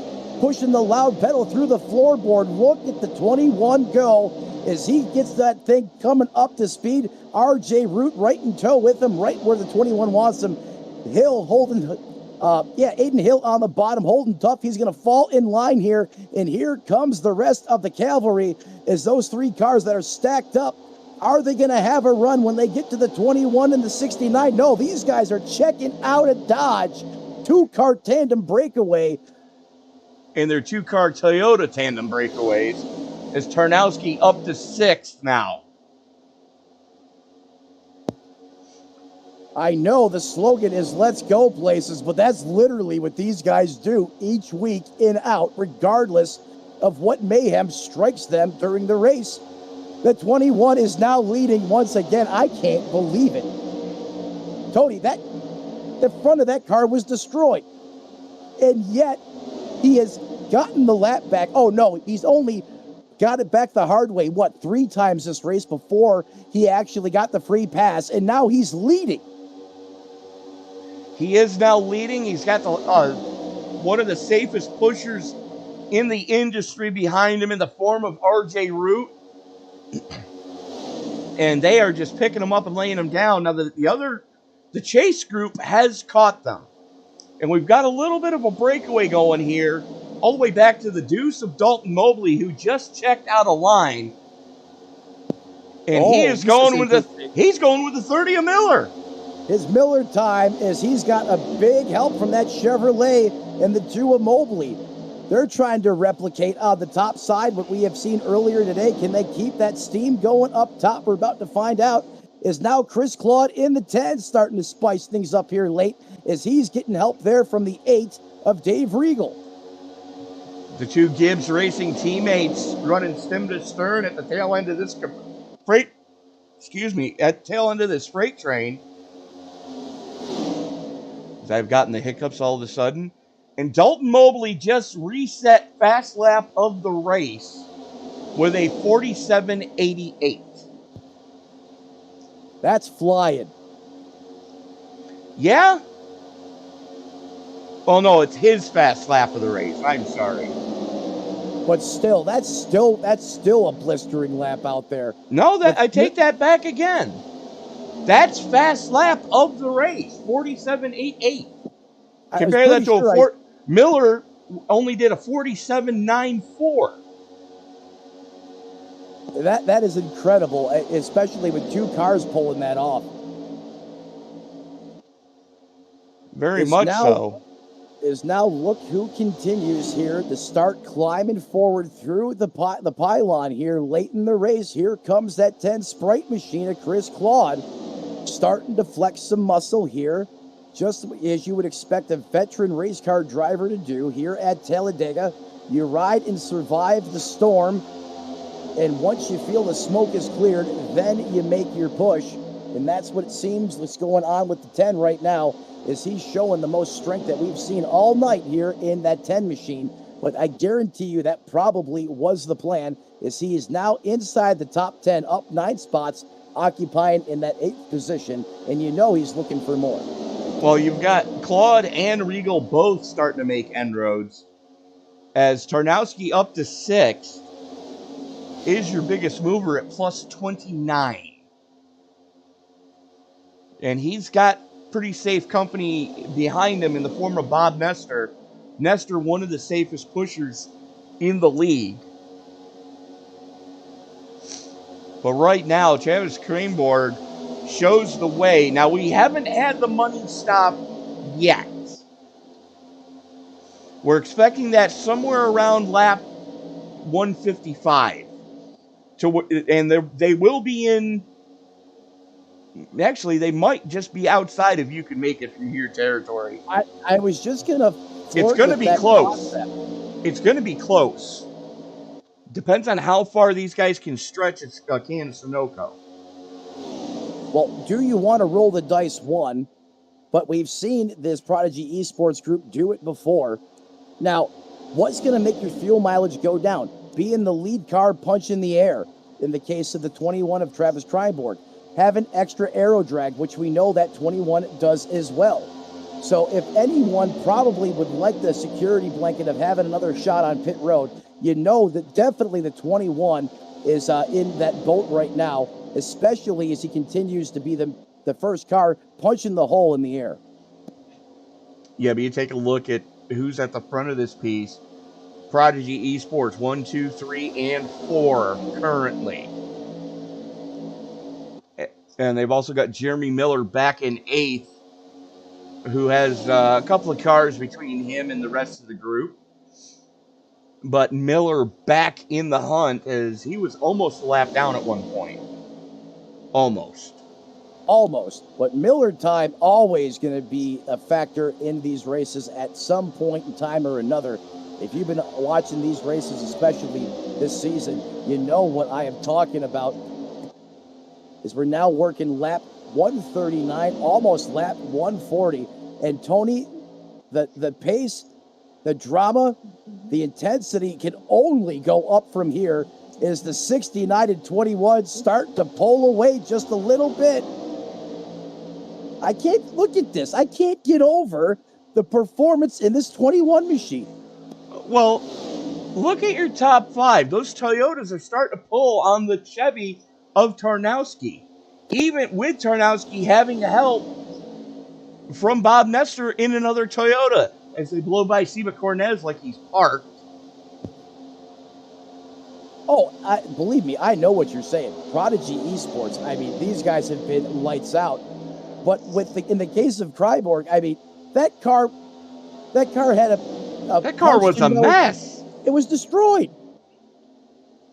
It looked like he had a pug on the face of that Camry, all nose all pushed in, just all the air it possibly could. All we had to do was paint the front yellow and call it a snowplow. Or, exactly, a commercial snowplow out there. The direct opposite of what you don't want at a plate track. He's gotten it somewhat fixed up, and he actually is able to pull off the nose of the 69 of Root at times. And that's impressive on any car, especially Root. I mean, we all know how fast he is and how fast these Toyotas are teamed up. You know, they're like the Mighty Ducks from back in the day when they get in the V. And this is the last thing you want to see if you're anyone else in the field right now, is these guys at the helm late in the race. You're absolutely right. And, you know, thank God for blowtorches and hammers. And that's the only reason Travis Cranborg has a semi-clean nose on the front of that Toyota Camry. That team put in yeoman's work and just beat the ever-loving daylights out of that the front of that car. As a matter of fact, the last time they were down pit road, they spent 42 seconds doing extra damage repair just to get him to where he could get to the front, and he is at the front right now, leading the way as we are inside or closing in quickly on 40 to go. Yeah, quickly approaching that number, Tony. And like you said, I mean, if we could go back and show you at some point, we will if you're joining us late. This wasn't minor light contact with the 21. No, this was a full-blown course dinner at speed with that safer barrier around the outside of this racetrack. I mean, that car was, Twice. I thought, toasted. Twice. And then got robbed of the free pass another 2 to 3 times. Twice. Yeah, at least, right. Got his lap back the hard way. Lost it on pit road because the team held him. Then got back on the lead lap the hard way again and is now leading this piece. You know, like you were saying, Tony, if you're a team owner out there in the touring circuit, you want to put someone in that race car that does not roll over, that does not say die, that can give your startup or your team the spark it needs. Look no further than the pilot of that 21 machine. Give this guy a shot. Absolutely. Is his mom checking in, letting us know that he started racing karts at 5. So his racecraft is there. And safety second, yes, I did screw up. I said Islip instead of Riverhead. And we are back under caution. On the racetrack, Tony. That is going to slow things down just Oh. a little bit. Oh, not Stein. Nick Stein again. What happened to Nick? Probably one of the best consistent pushers we've seen all race long here. Oh, he's going to get a run here. The 81 behind him. Let's see if... Oh, the 03 just comes down. Takes his nose off. The 03 disqualified. And Stein pays the price. I mean, he just took an abrupt left right across the nose and Stein and nothing he could do.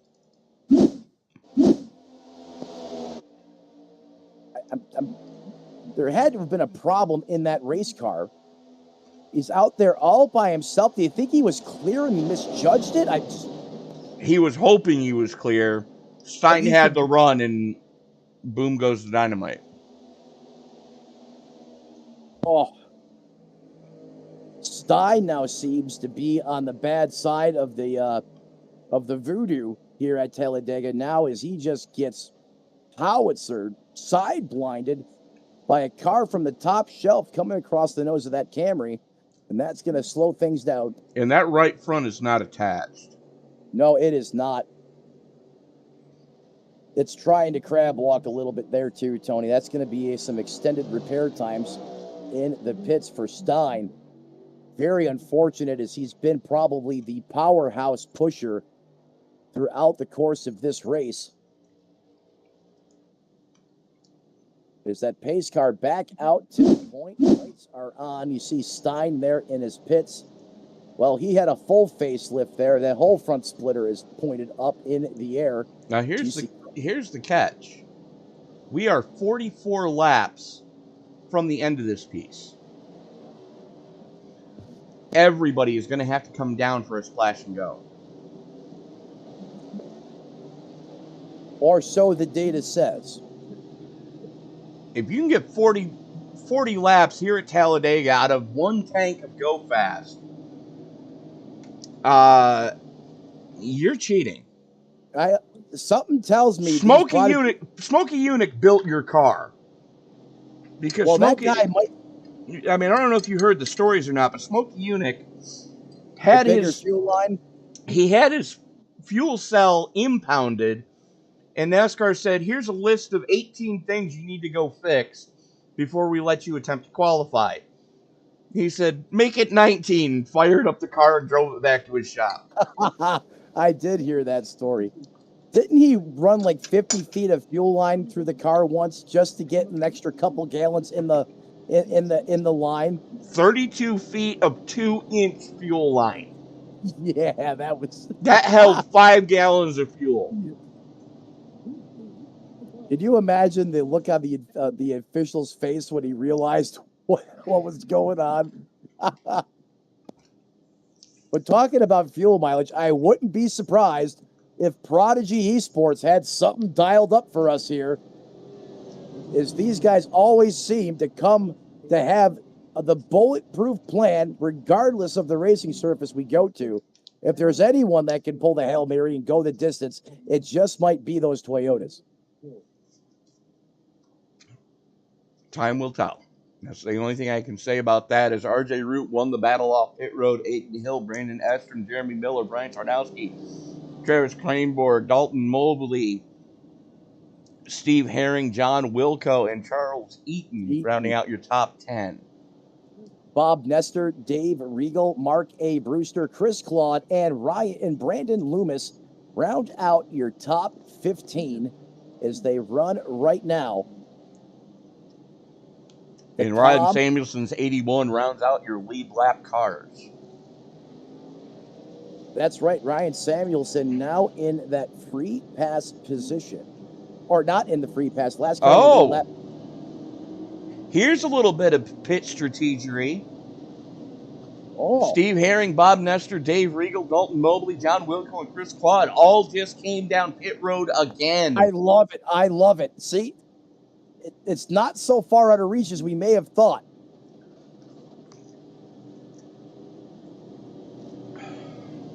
I love that call there by some of the cars just inside or outside the top 10, because you got to remember, this is 2.66 miles around this place. This ain't no half mile. It's not a mile.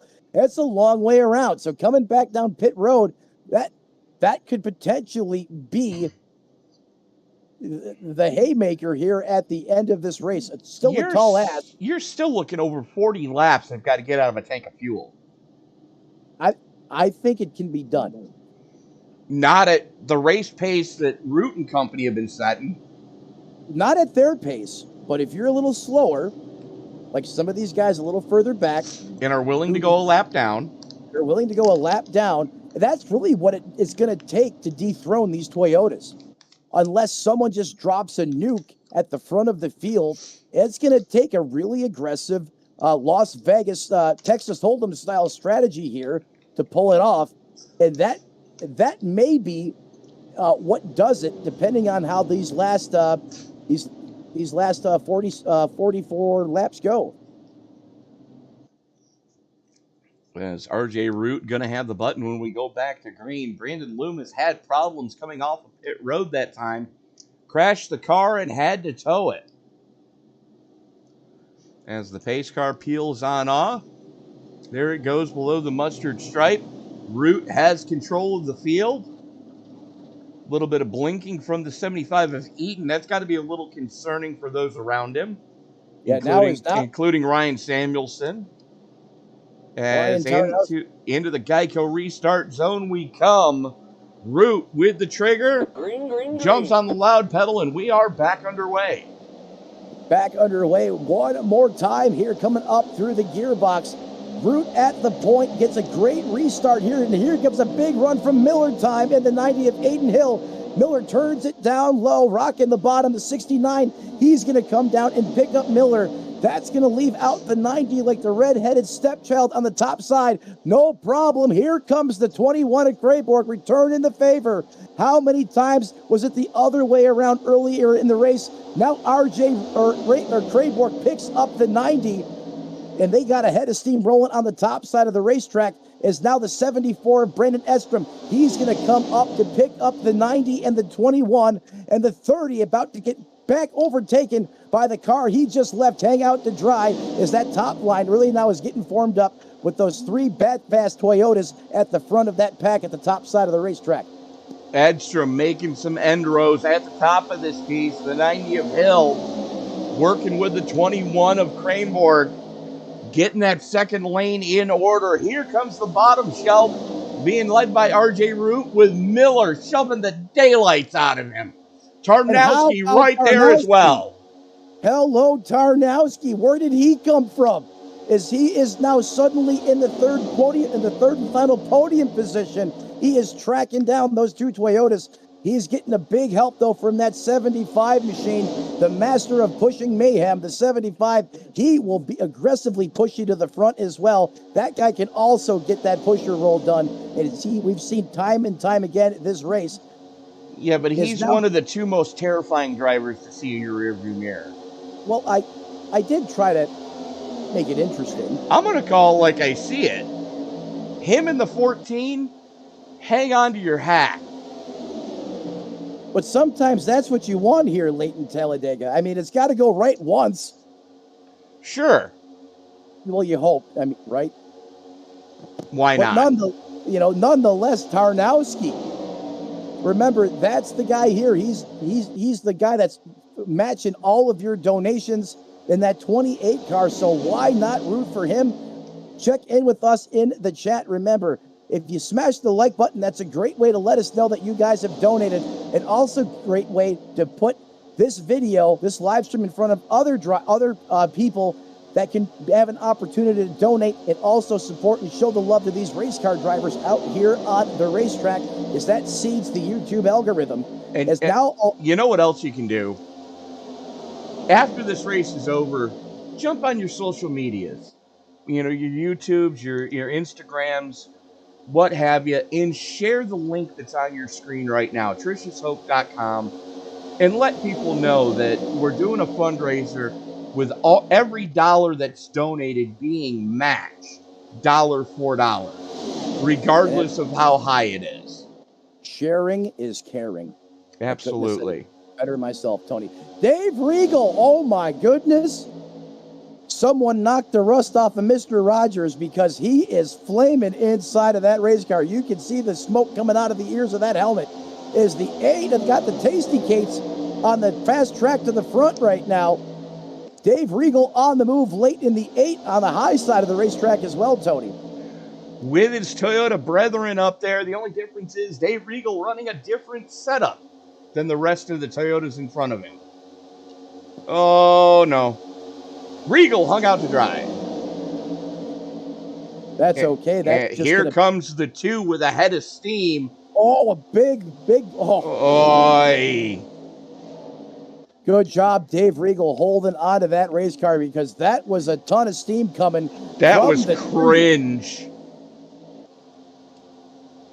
That was pure cringe. Could you imagine if that was a Gen 4 car? We would have seen Dave Regal catch more airtime than a skateboard at the X Games. Yeah, that would have been looked like a space shuttle launch. Dave Regal, though, masterful. As long as it doesn't look like the launch that went horribly wrong yesterday. Well, typically a stock car with all 4 wheels off the ground doesn't usually end well. But in this case, thank God we're in the next-gen car, because that was a huge... that was a massive push from the 2. And he caught him going into 3 as well, and that's not where you want to catch anybody. No, all that, the dynamics of the car is changing. It's loading up, and that's probably not where you want to make the connection. Look at the 2 continues. Dalton Mobley to be one of the catalysts here to push this top side lane to the front. And the tail car there doing a great job of being close, but not pushing the pusher. And that formula is working on the top side. Is Dave Regal's doing the dirty worm, but he is coming to the front. The pride of Reading, Pennsylvania, to the front of the pile, being shoved by Dalton Mobley. He's got the clear.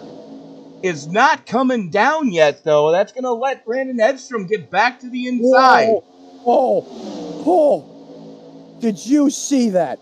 Edstrom almost made contact and caused the entire field to just eat hot garbage.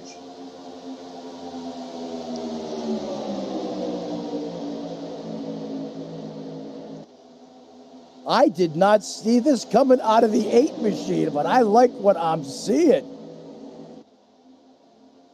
Hey, we heard him say that the race is far from over and he's going to turn the wick up. The only problem is he's being used as a fuel pig right now. Hey, you know what? I don't care. Abuse me as much as you want. You're pushing me to the front and we're going places. I don't care. I mean, like you said, Tony, you're probably going to have to stop anyhow.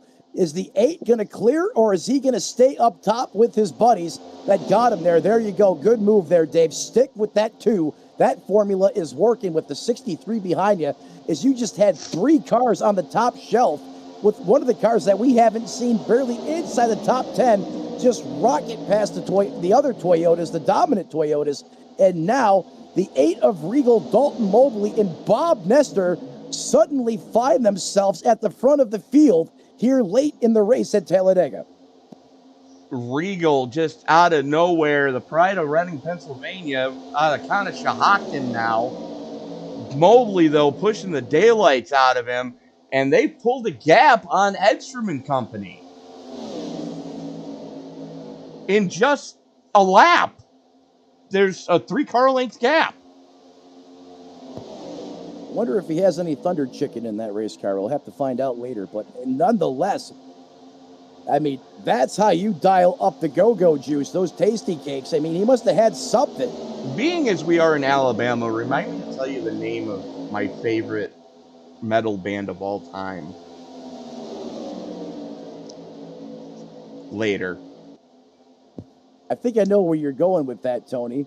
But now a massive change at the front of the field. Dave Regal, Dalton Mobley, Bob Nestor now have control of this race, and Dalton Mobley's not done yet. He is still hooked up to the back of that 8 machine. It's just full send all over the back of that Toyota. And that formula is working for these guys. I haven't seen 2-3 cars being able to... Somebody just hand grenaded an engine.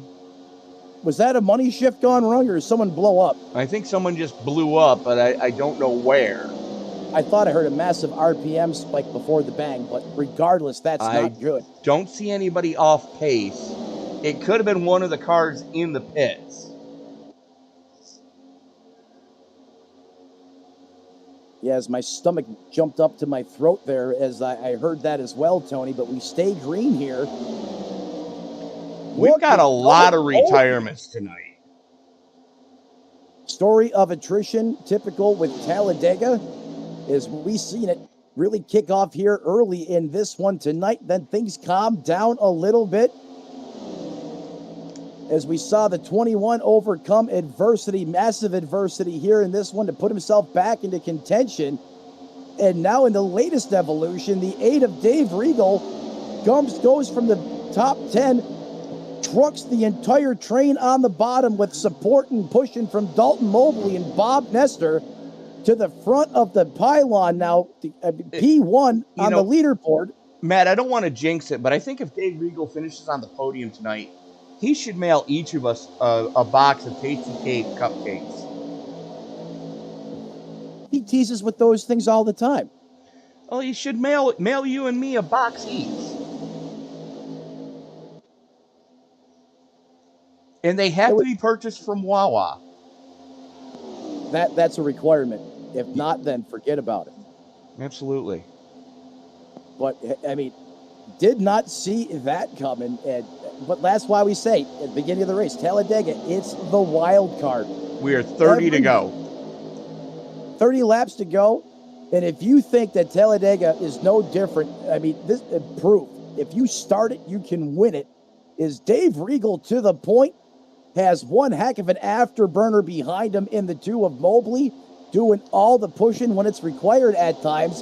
And Bob Nestor gets hooked up with the train at the right point, and now he is in the 3rd and final podium position, up 17 spots. Regal, Mobley, Nestor, Edstrom, Hill, Cranebourne, Root, Miller, Tarnowski, and Eaton. Your top 10 as we currently sit. 12-car breakaway. And Dave Regal is texting while driving. It's a Sunday drive out there on the racetrack.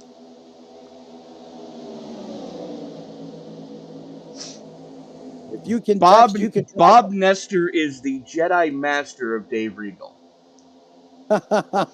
He just texted that to me at 200 miles an hour. Hey, Dave, if you can text, then you can drive faster. Oh, that's hilarious. I thought that's what he was doing. What in the bloody F? Oh, I love it. I'm speechless. 200 miles an hour, 182 anyways. Is everybody's backed off the pace a little bit? I don't even think about moving my eyes off the monitor, let alone We're about 10 mile an hour off what these cars, almost 20 mile an hour off what these cars are truly capable of in the draft. These guys are going into fuel conservation mode. They're going to try to get 40 laps out of this. Something was telling me, Tony, that this was a possibility, as crazy as it sounded at the time. I mean, what we're seeing, the speeds, everything's set. How do you... Oh, I stand corrected because here comes John Wilco and company. But, you know what? Hey, that's fine. I mean, let them full send on the outside because, I mean, let's just be honest. The data usually doesn't lie, and it would be a miracle to make it all the way to the finish. But, hey, you know what? Great move there. Good call by Steve Herring, John Wilco in the 51 machine there. They just floor it, take the lead. And if something was to happen out there on the racetrack and that yellow flag reigned supreme once again, hey, you're in the, now you have control of the race because everyone's pretty much going to come down pit road and put more fuel in the race car. I like the call. Dave Regal, stop texting while driving. Maybe he needs to text and drive more. He just texted me again. Dave, keep texting Tony. It's working for you. No, because every time he texts, I hear a Top Fuel Dragster fire off in my headphones. Oh, that's not good. And that's what you folks are hearing over the broadcast. You hear Tony's excitometer in the background going off. The 89, balls out. I love it. The balls out Chevrolet is balling out at the front of the field with John Wilco handling the heavy lifted right behind him. But just off this two-car lead, these two leaders, you have Dave Regal, Mr. Text and Drive extraordinaire, up to third. Mark Brewster, the 73 Dalton Mobley, who was a big catalyst in getting those cars to the front, in fifth. And now that they've gotten to the front, Herring and Wilco backed out of it a little bit. And Regal just content to ride around behind these guys. You got to wonder, how much fuel did Regal abuse and use up? Well, probably over what he tell you. Over what he needed. Well, we got our in-race reporter right now, apparently. Granted, he puts your ears through hell every time he sends a message through, but I like the call. It was ballsy by the 89, indicative of the sponsor on that race car. Do what now? The 89, ballsy. Oh, boy. I got it as monster. Oh, I see balls. So one of us doesn't have their trading paints updated, and it's probably me. As here comes the money stop. Tarnowski stays out, though, all by his lonesome. Oh, that's not good. Or was Tarnowski one of those cars that came down before we went back green to get fuel? I don't think so, but he was. Stayed. He was. He was, okay. So maybe not a bad call there by Tarnowski. Track position has been important here. It's been tough at times, especially trying to take the lead away from the stranglehold those Toyotas have.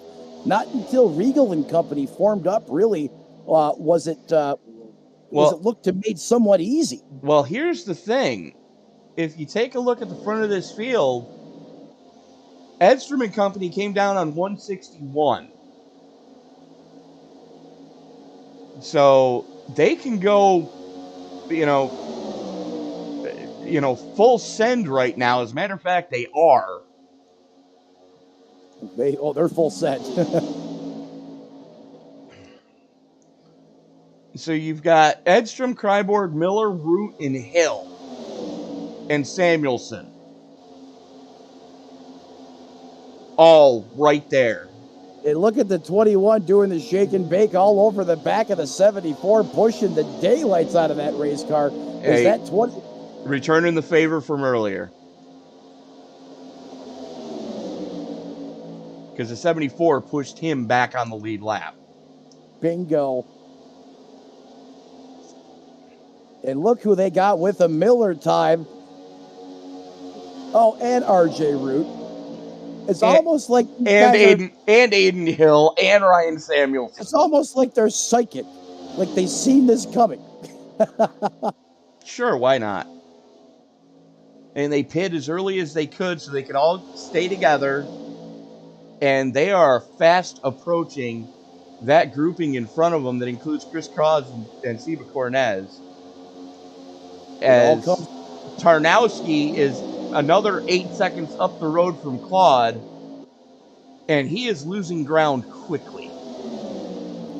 Yeah, going in the wrong direction, quick, fast, and in a hurry, like you said. But Tony, getting back to those Prodigy Esports, together we are better is the motto.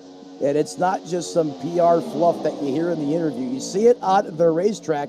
And here we go again, nose to tail, right where you would think they would be. But I got it, man. What are they putting in the water in the Prodigy Esports camp? It's just watching these guys week in and week out, road course, short track, super speedway, doesn't matter. Hold on. They always. I know the answer to this one, and it's on the side of the 74 of Edstrom. It's Powerhouse Coffee. It's all in the beans. It's got to be the beans. Got to be the beans. All right. Well, Powerhouse, that's where I'm going as soon as this race is over. Maybe that's what I'm missing from my iRacing regimen. Personally, I happen to be a Gearhead Coffee fan. Made in Texas, and all of their blends have to do with motorsport. This is true. However, Death Wish has a pretty good lineup as well. Well, so does Black Rifle. Yes, this is true. There are a lot of good specialty brew houses around there now. If you want, military veteran owned, Black Rifle. If you want something that'll give you the jitters for 4 days, go ahead. Go to Death Wish. Well, during my time in the service, Gunny Brew definitely would do that, as it came out of the coffee machine like Road Tar. Yeah, I got told one time, because I wasn't a coffee drinker at the time, but I got told to make coffee for the morning shows when I was working as a weekend producer at the local talk radio station. And I didn't know what I was doing, so I just filled the filter.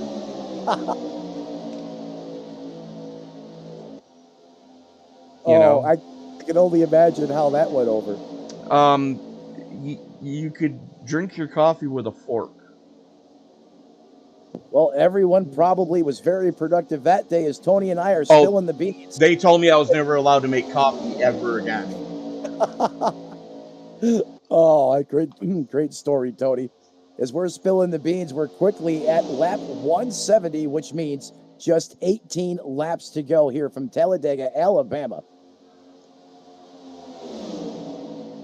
The 74, Estrom, Kryborg. I mean, the comeback kid of the race undisputed. What he has done this race has just been incredible. Miller time right behind him. Who else would you expect? RJ Root. Second, third, and fourth.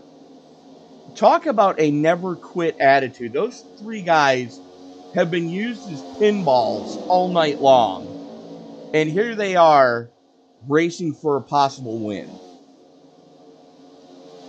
Yeah, the Fantastic Four doing what they do out there on the racetrack. There is no I in team. Together, we are better, we are faster, and that's what they're doing right now once again. I want to know if Dave Regal and company has another nitrous bottle they can reattach to their race car if they got one more shot at that outside charge. I'm going to say the answer is no. Well, maybe. Maybe. They are gaining time, being led by Bob Nestor. Yeah, but you take a look, you got your top 6, all Toyotas. Bob Nestor's Toyota is in 7th, Dalton Mobley's Chevy in 8th, and Dave Regal's Toyota in 9th, with John Wilco's Chevy in 10th. If it was me, I would stack the deck just how... What's going on here? No. Lap cars, no bueno. That gave him a breakaway at the front of this piece. That is not what RJ Root wanted to see, and it's definitely not what Miller wanted to see. No, definitely not, but that's what they had to do to come out the other side, still pointed straight. As they still, however, are hooked together, but that force field has been broken for the time being. Is now it's a 2-car breakaway at the front, piloting the lead car there. Brandon Estrom, Treyborg, Travis in the 21 doing the pushing. And speaking of pushing, here comes the rocket, the 90 of Aiden Hill pushing Miller time in the 30. And they've got a good head of steam going up into these guys that are leading this piece. And they're going to stay in line as they all work their way, tiptoe their way around Charles Eaton. They look like the darn Blue Angels out there, the way they stay in formation. Unreal. It's incredible watching these guys just go about their business. They make it look so easy, and it's anything but. I mean, just ask Michael Waltrip.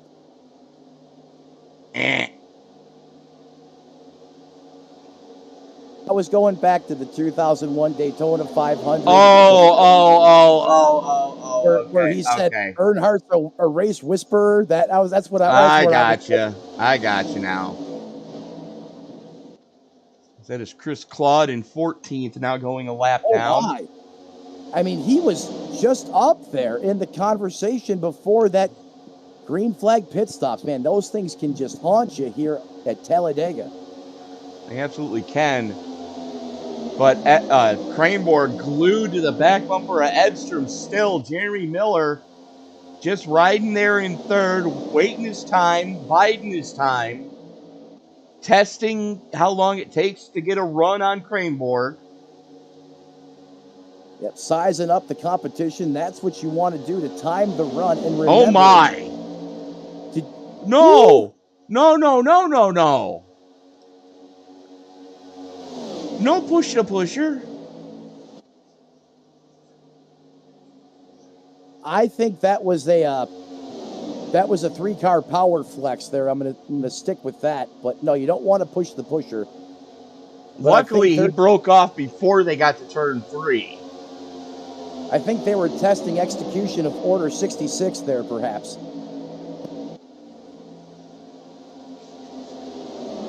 Do not poop in the shoes of a Tibetan monk? Oh, no, not the tuba again.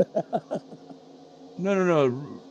Order 66 is do not poop in the shoes of a Tibetan monk, for they will hurt you. I was talking about last week's Tony Tales. Oh. But I thought that was from the Star Wars movie when they execute. I thought it was Order 66. All the orphans? Yes.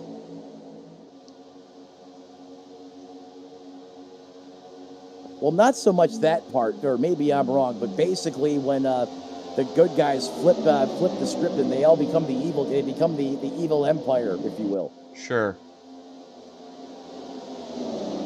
I'm not a Star Wars fan. I'm not either, but I've not watched any of the new movies, and I refuse to.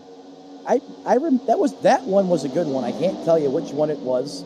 The only reason I watched the first 3 installments that came out in theaters was because they made us in elementary school. Hey, after all, during that time it was, hey, we don't need no education. So why not? No. That was before my generation. Well, close, maybe. The wall came out in 75. I was born in 76. Okay, I'm off on that one. Hey, it was a swing and a miss, but I tried. Anyways, Brandon Edstrom shows the way here. 11 laps to go here for the Tricia's Hope 500 at Talladega. And if you haven't done so already, we're going to put that link up on the screen right there, triciashope.com. Every dollar you can donate helps. And for those of you who are just joining us, Tricia's Hope is a 501c3 non-for-profit. So any donations that you give are tax deductible. And what they do is they help people who are going through cancer treatment move on, be able to continue on with their daily lives. You know, they'll help cover the grocery bill. They'll help cover transportation to and from treatment. You know, they'll help with a rent payment if you know, because let's face it, the insurance industry in this country sucks, and they generally consider cancer a pre-existing condition, even if it just appeared. You know, so insurance companies won't cover cancer treatments. So a lot of people are having to pay for this stuff out of their own pocket. And Tricia's Hope comes in to help them with their daily or weekly bills, monthly bills, you know, as a way to take a little bit of stress off of the person suffering from the cancer and going through the treatments. And it's a way for the community to let people know, hey, you're not alone in your battle. We're with you, pulling for you.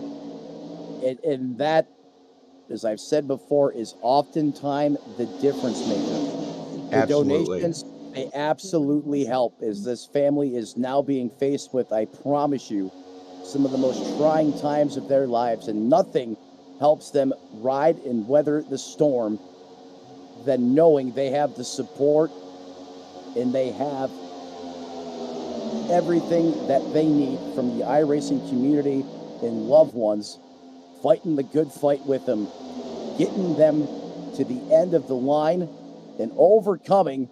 That hope then becomes victory as these people obviously defeat cancer, get to ring the bell like they do in Buffalo, New York, and that's ultimately what these donations do.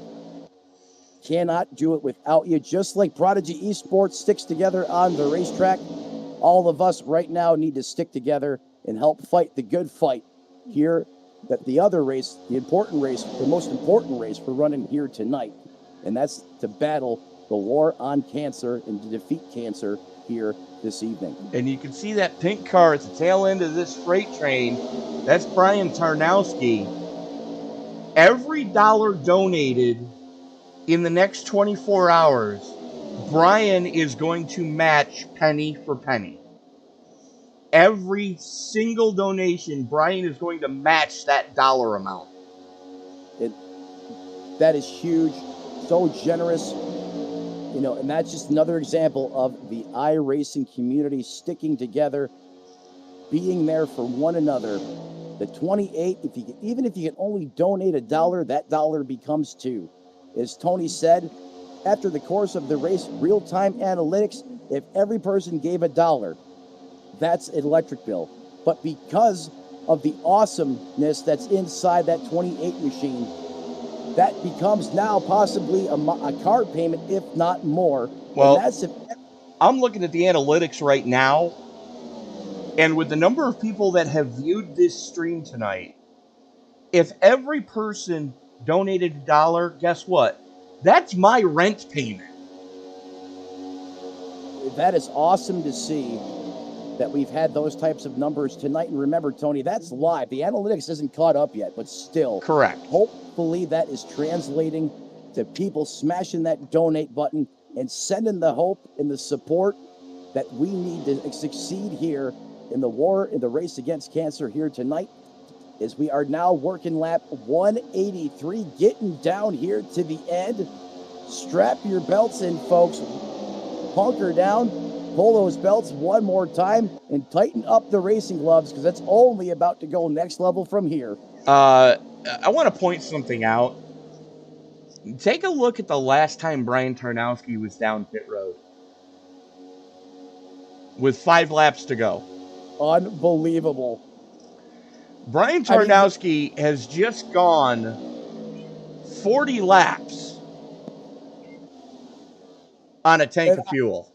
And I know I seemed, whoa, hello, where did these guys come from?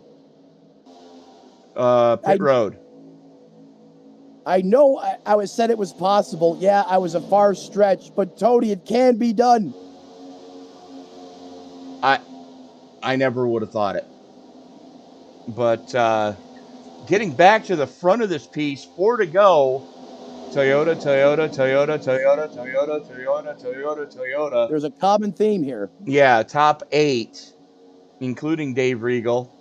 But your top 6 are running stem to stern right now. And RJ Root trying to make something happen on the outside with Ryan Samuelson. That didn't work as well as they thought it was going to. They're going to drop back in line as right now Edstrom, Claiborne, Miller. What do they all have in common? They've all been down pit road 10 times to get those cars fixed. Yeah, as Root tried to dial up a little rowdy action on the top side of the racetrack, bailed on that, drops back in line, and that's where these Toyotas have been bad fast here in the closing laps of this race, and really keeping the another Hail Mary out of the possible playbook here from Dave Regal, Bob Nestor, and John Wilco. Yes, they're now losing time as they were working with the lap traffic, and that jumbled that mess up as they're now losing time to this top 6. Yeah, if I was these Toyotas, I would wait until the last lap to mix it up for the win. I would wait for the last corner of the last lap, just to make sure we all make it. Precisely. We're probably going to see 4 wide at the stripe, folks, so get the popcorn ready. It's about to get fun. I'm thinking it's going to be 5 wide with someone in the air. But that's popsicle sticks in the air, 2 to go. 2 laps remaining. 188 laps, the scheduled distance tonight. It all comes down to this. Where they are right now, it's 5 miles. That's out of time. Now you've placed your bets, you made your moves. Everything that you've done this race leads up to this. And Tarnowski is still out there. Tarnowski's going to run it out to the end, man. I'm telling you, he's going to make it. He will make it to the end. As crazy as I thought I sounded at the time. Jeremy Miller to the point with RJ Root. We are racing back to checkers, Matt. It's Miller time. I love it. I said you got to wait till the last lap, and who else? Why not with him? 69 time himself, R.J. Root. But something tells me that 74 in Kryborg, they haven't played their last card yet as they start to close in on that lead draft, and they are getting, oh, look at the run. Oh! Look at the block. Slamming the door. How did that car not go flying? How did somebody not get turned? So somebody's going to get turned. I told you, 5 wide, someone in the air. Here we go. Edstrom with the lead. Miller's going to take a final shot. Not going to be in time. My goodness. Samuelson gets second. Brandon Edstrom, Ryan Samuelson, Jeremy Miller, R.J. Root, and Travis Kryborg round out the top 5. That was a very entertaining and exciting last lap, and the 74 hits and executes brilliantly to get the dub, but he couldn't have done it without Ryan Samuelson and Jeremy Miller, who round out the top 3. Amazing, epic finish, and does Tarnowski make it to the end? He's limping it. He's limping it, but I think he can carry it. Just clutch it in, boy.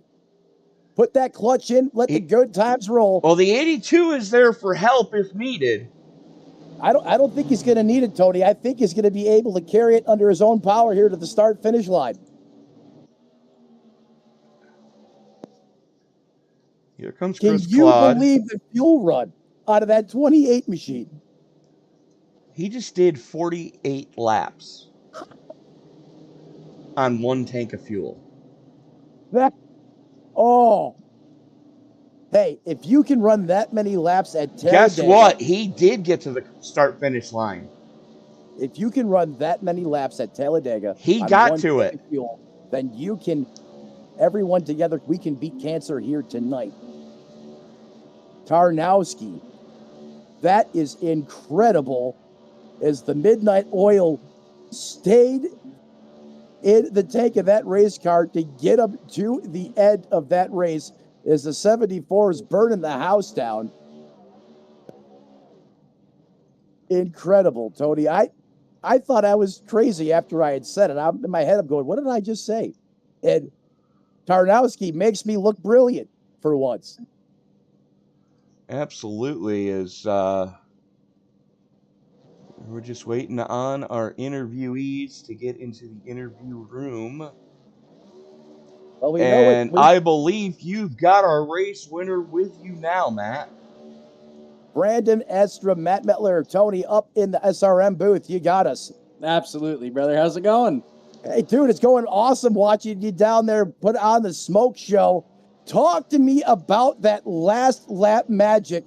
Did you just full send wing it, or did you have that one kind of pre-planned? I mean, first of all, it wouldn't be possible without Travis Kremborg and Aiden Hill back there. I mean, they pushed the absolute hell out of me the past few laps. You know, I don't even know, like, Jeremy came up on me on the backstretch with such a good run, and then all of a sudden, out of nowhere, I just got this massive shove coming off of 4, and then we kind of kept it clean from there. Jeremy said to me on the radio he didn't want to do anything to me for it because I actually had a 16X at the end of the first stage with all the mayhem that we went through. So I was a 2X or, you know, a simple, you know, too much of a bump draft away to getting DQ'd. So we had to race the next 120 laps, 128 actually, as clean as possible. So we tried to keep it all clean. We were all pretty high up there. A lot of unfortunate stuff happened, but we're here. We won the thing, and I couldn't be happier. You know, it's funny that you mentioned the help from your teammates. Tony and I must have mentioned that 3 or 4 times this broadcast. You guys win together and you stick together, and that's such a big part of the formula, like you just said. But watching you execute there on the last lap, and hearing that you had that many points stacked against you earlier in the race, my God, that's a miracle that you made it to the end. Yeah. Let alone win the race. That is just huge. But once again, man, you esports guys are the cream of the crop. You got to tell me, man, what are you guys putting in the water? What is the secret sauce? How do I get at least halfway decent on this racetrack? Powerhouse coffee. Maybe, yeah, P1 coffee, definitely. But I mean, maybe if I drank more water, I'd be more hydrated for these races. I mean, I am cottonmouthed as hell right now. I need some water, something. But we've run collectively at least 50, 60, not individually, but collectively, you know, A-Opens, NISs. You know, we've been busting ass all week on the setup, trying to figure out, you know, when can we go on temps? What's the perfect number? How hard can we push on the last lap? You know, how hard can you go in those last 2 laps? Or if somebody makes a move to the outside, what's the best move to make to block it? And just big shout out to everybody at Prodigy because, you know, we work at it all week. You know, a few of us have some stay-at-home jobs, so we grind it all day. And then when people come home from work or school, they hop on immediately and they do what we can do. But I mean, we've just been strong all week. We partnered up with Ryko this week, and they've been providing us some bad fast setups. I mean, these things are. I think we have a rocket engine attached to the rear end, boys. I don't know what's going on, but we're definitely fast. There's a nitrous tank hidden somewhere. Somewhere, I don't know where, but it's there somewhere. It's funny you mentioned that. I said Saturn V5 rocket at one point in time of the race, and that finish was just wild. Congratulations, Brandon. Happy for you guys. You guys win as a team as always, and you have the formula for success dialed up and perfectly executed. Once again, as you get the win here from the heart of Earnhardt Country in Talladega, Alabama. Before we cut you loose, who helps you get it done on that team? Well, first of all, I want to thank Jeremy Miller for not dooring me there. I think if he doored me pretty good, I'd probably would have gotten DQ'd, and then I'd probably be throwing the headset and alt F4ing after that. So big shout out to him for keeping it clean. Thanks to Ryko for partnering up with us this week. Means a lot. They're giving us the setups. They're making us quick. Shamrock Auto Care, P1 Coffee, BRTV, who I commentate for on Tuesdays and Saturdays. If you guys ever want to tune in, Your Change. Simrap Market, just everybody who supports me every week. My mom, my fiance, my sister, my niece, my nephew, everybody in my family, really. I mean, they Your think of this fiance.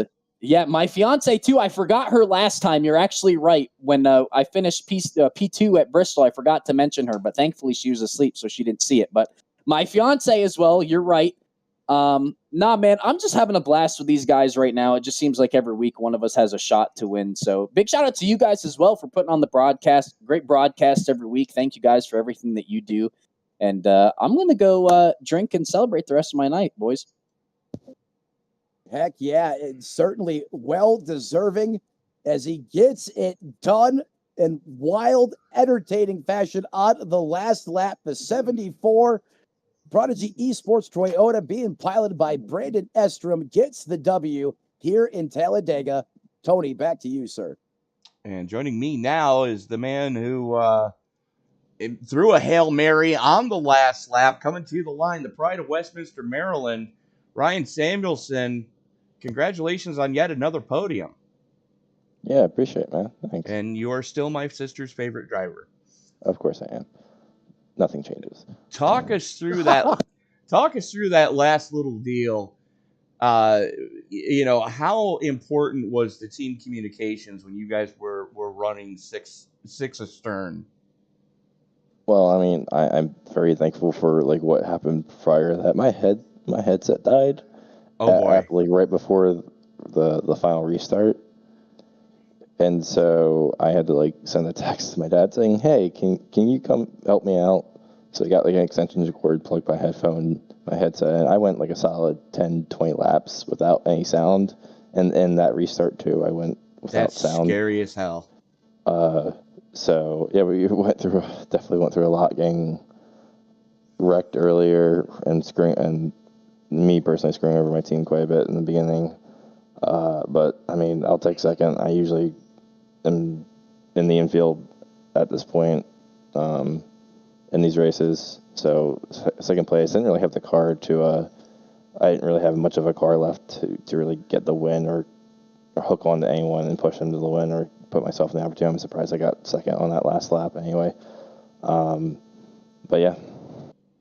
Well, we go from the biggest track on the circuit to one of the toughest tracks on the circuit next week as we go into the Monster Mile. What are your thoughts going into Dover next week? It's gonna be a tough one. It's like a big Bristol, and I'm not fond of Bristol as it is, so this will be a lesser fond, I guess. Well, Ryan, again, congratulations on the podium. Who do you need to thank before we let you go celebrate the podium with your team? Appreciate shout out to my dad for the assist tonight, for getting the charging set for me to actually listen to the final last 30 laps of the race and assisting me with that. Them guys for working with me, RJ for kind of sticking with me throughout the end of the race. He could have let me go, but he kind of let me stay with him and try to help him out. Team, everyone there, Run More, Magic, you guys for putting on a good show. Kind of to get back and watch. Well, some parts, except the parts I was wrecked. But yeah, yeah. Ryan Samuelson, again, congratulations on a podium. We'll see you next week at Dover. You too. And Matt, I believe you've got our third place finisher with you now. Jeremy Miller, Matt and Tony up in the booth. It was Miller time once again, full display at Talladega. You had some adversity to overcome earlier on in the race, but nonetheless, in pure Jeremy Miller fashion, exciting, electrifying at the end of that race. Talk to me about that final pit stop leading up to the end of this race. Did that kind of execute how you had hoped, or did you kind of have to retool the strategy there real time and make the most of it that you could there at the end to get yourself into third? Yeah, I mean, everybody needed fuel. It was just going to kind of be who did the best job in and out of pit road, and just best drivers did the best job in and out of pit road. Just kind of calling it what it is there. We executed perfectly, had a huge lead, and they surged a little back to catch us after we had an issue with a group of lap cars that about wrecked us. But after that, we were able to pull away again, and I think they wrecked themselves behind us. But, top 6 breakaway, 6 Prodigy cars, kind of running theme at this point, probably a little boring for you guys, but best cars on the track week in and week out, and it's really fun to drive them right now. I mean, I had 6 minutes of optional and 30 minutes of required damage tonight and still finished P3, so I consider myself one of the better plate racers on the sim, and I think finishing like that with a junked race car shows that a little. I mean, you can't even say enough about that statement you just said right there, especially being at a plate track. And I mean, it wasn't either easy for Travis Grayborg either. I mean, that man walled the heck out of that race car and finishes just a couple spots back of you. How were you able to overcome that type of adversity, all that aero damage to your race car, and still have a missile out there at the front of the field? I mean, it helps that the damage model's broken right now, for sure. Like, my car should not have been okay. I got hit going 120 miles per hour by a guy who never broke for a wreck, which starting to become a running theme here. Some people don't know where that left pedal is, but, hopefully they'll start to find it as the season goes on. So, just fortunate for that. But, the car wasn't perfect, obviously. I was struggling to keep in the draft, struggling to keep on the bumpers of people, but it was good enough to where I was able to put it where I need to put it to have a chance to win. Just not going to wreck a teammate for it. So he got to my right rear, and that is what it is. Just, had the better positioning with the better aero situation at the right time. Had to go when I went because that's when my teammates were going, and it's just kind of the way these things work. I'm just glad none of us took each other out, and we could keep Prodigy in the top 6 and keeping my top 5, top 10 streak going. Gonna miss next week, but just definitely been the most consistent car all year, and might only have one win, but that's all we can really ask for. Yeah, certainly. Once again, folks at home, you hear it. The common theme in Prodigy Esports: teamwork, teamwork, teamwork. And you heard that. Just heard that from Jeremy Miller's mouth as well. Sir, you're so exciting electric out there on the racetrack, and just clutch and smooth in these key pivotal moments. Like you said, that car not driving the way that you needed it to, and still were able to mount a heck of a fighting force out there tonight, and you come home third. Before we cut you loose, Jeremy, who do you want to thank on that TRD machine who helps you get you done, or helps you get you done? Unsurprisingly, got to thank everybody at Prodigy Esports. I mean, there's a reason that I keep saying it, but there's a reason these cars are up front every week. I mean, we're getting really good stuff right now. Got to thank Reiko for coming on board this week. I've been sharing some information with them, and we were good before, so this is just going to make us better. Which close your eyes if that's not what you want to see, but it's about to get a whole lot worse from here on out. I love the confidence. I love it. There he is, ladies and gentlemen, your third place finisher tonight. Little Miller magic in the air at Talladega. He comes home third. That is the 30 of Jeremy Miller. And that puts another one in the books for us. Taking a quick look at our finishing order: Brandon Edstrom, Ryan Samuelson, Jeremy Miller. We just heard from those 3 gentlemen. RJ Root, Travis Kleinborg rounding out your top 5. Aiden Hill in 6th. Dave Regal with a 7th place finish. Bob Nestor in 8th. And John Wilco rounding out your lead lap cars in 9th. Steve Herring rounding out your top 10. Charles Eaton in 11th. Chris Claude, Mark Brewster, Steve Cornez, and Brian Tarnowski rounding out the top half of the field. Yeah, I'll bring you guys through the rest of the final finishing results here tonight. In 16th, the 2 of Dalton Mobley. Coming home 17th, the 82 of Alexander Glender. In 18th position tonight, the 25 machine of Brandon Loomis. Coming home 19th, the 51 of John Dillinger. Rounding out your top 20, the 02 was very fast at times, but trouble struck late. The 02 of Nick Stein in 20th. 21st belongs to the 03, making his return, Rodrigo Loga, who hasn't been on track since Daytona. 22nd, the 11 of Lauren Jones. 23rd, the 95 machine of John Crow Sr. Coming home 24th, the 00 of Kavaja Holt. In 26th position, the 86 of Eugene Alonso. 26th, Tony Burt in that Ford machine. 27th belongs to the 42 of Channing Bali. 28th, the 68 of Daniel Fields. 29th, the 9 of Jeff Carson. And rounding out your top 30, is Tanner Marty. 31st, that's going to be the 18 machine piloted by Chris Custer. 32nd, the 05 of Jeremy Paris. 33rd belongs to the 57 of Joseph Safford. Coming home 36 tonight in prime time, the 33 machine of Ken Ron. 37th, the 59 of Chad Sanner. 38th, Dave Few Jr. 39th belongs to Matthew Gaskins. And rounding out your 40 starters here this evening, the 77 of Rick Jett. Dylan Simmons up in race control. Emily Arias unfortunately did not make the field. And that is going to do it for us tonight. Be sure to join us tomorrow night for the Xfinity portion of the event. And again, every donation to triciashope.com in the next 24 hours, Brian Tarnowski will match dollar for dollar. And that'll be announced tomorrow night via our very good friend Dave Regal, who will be up in the booth. Actually joining us now, Dave Regal, who will be joining or will be in charge of that broadcast tomorrow night. He and Brian will give you the final number of what the donations were to triciashope.com prior to tomorrow night's Xfinity Series race. Dave, are you excited for that one? It all comes down to Monday night, Tony. You know that. And absolutely is, and Dave, I don't know if you were made aware of what was going on tonight, but we are doing a special fundraiser for Tricia's Hope.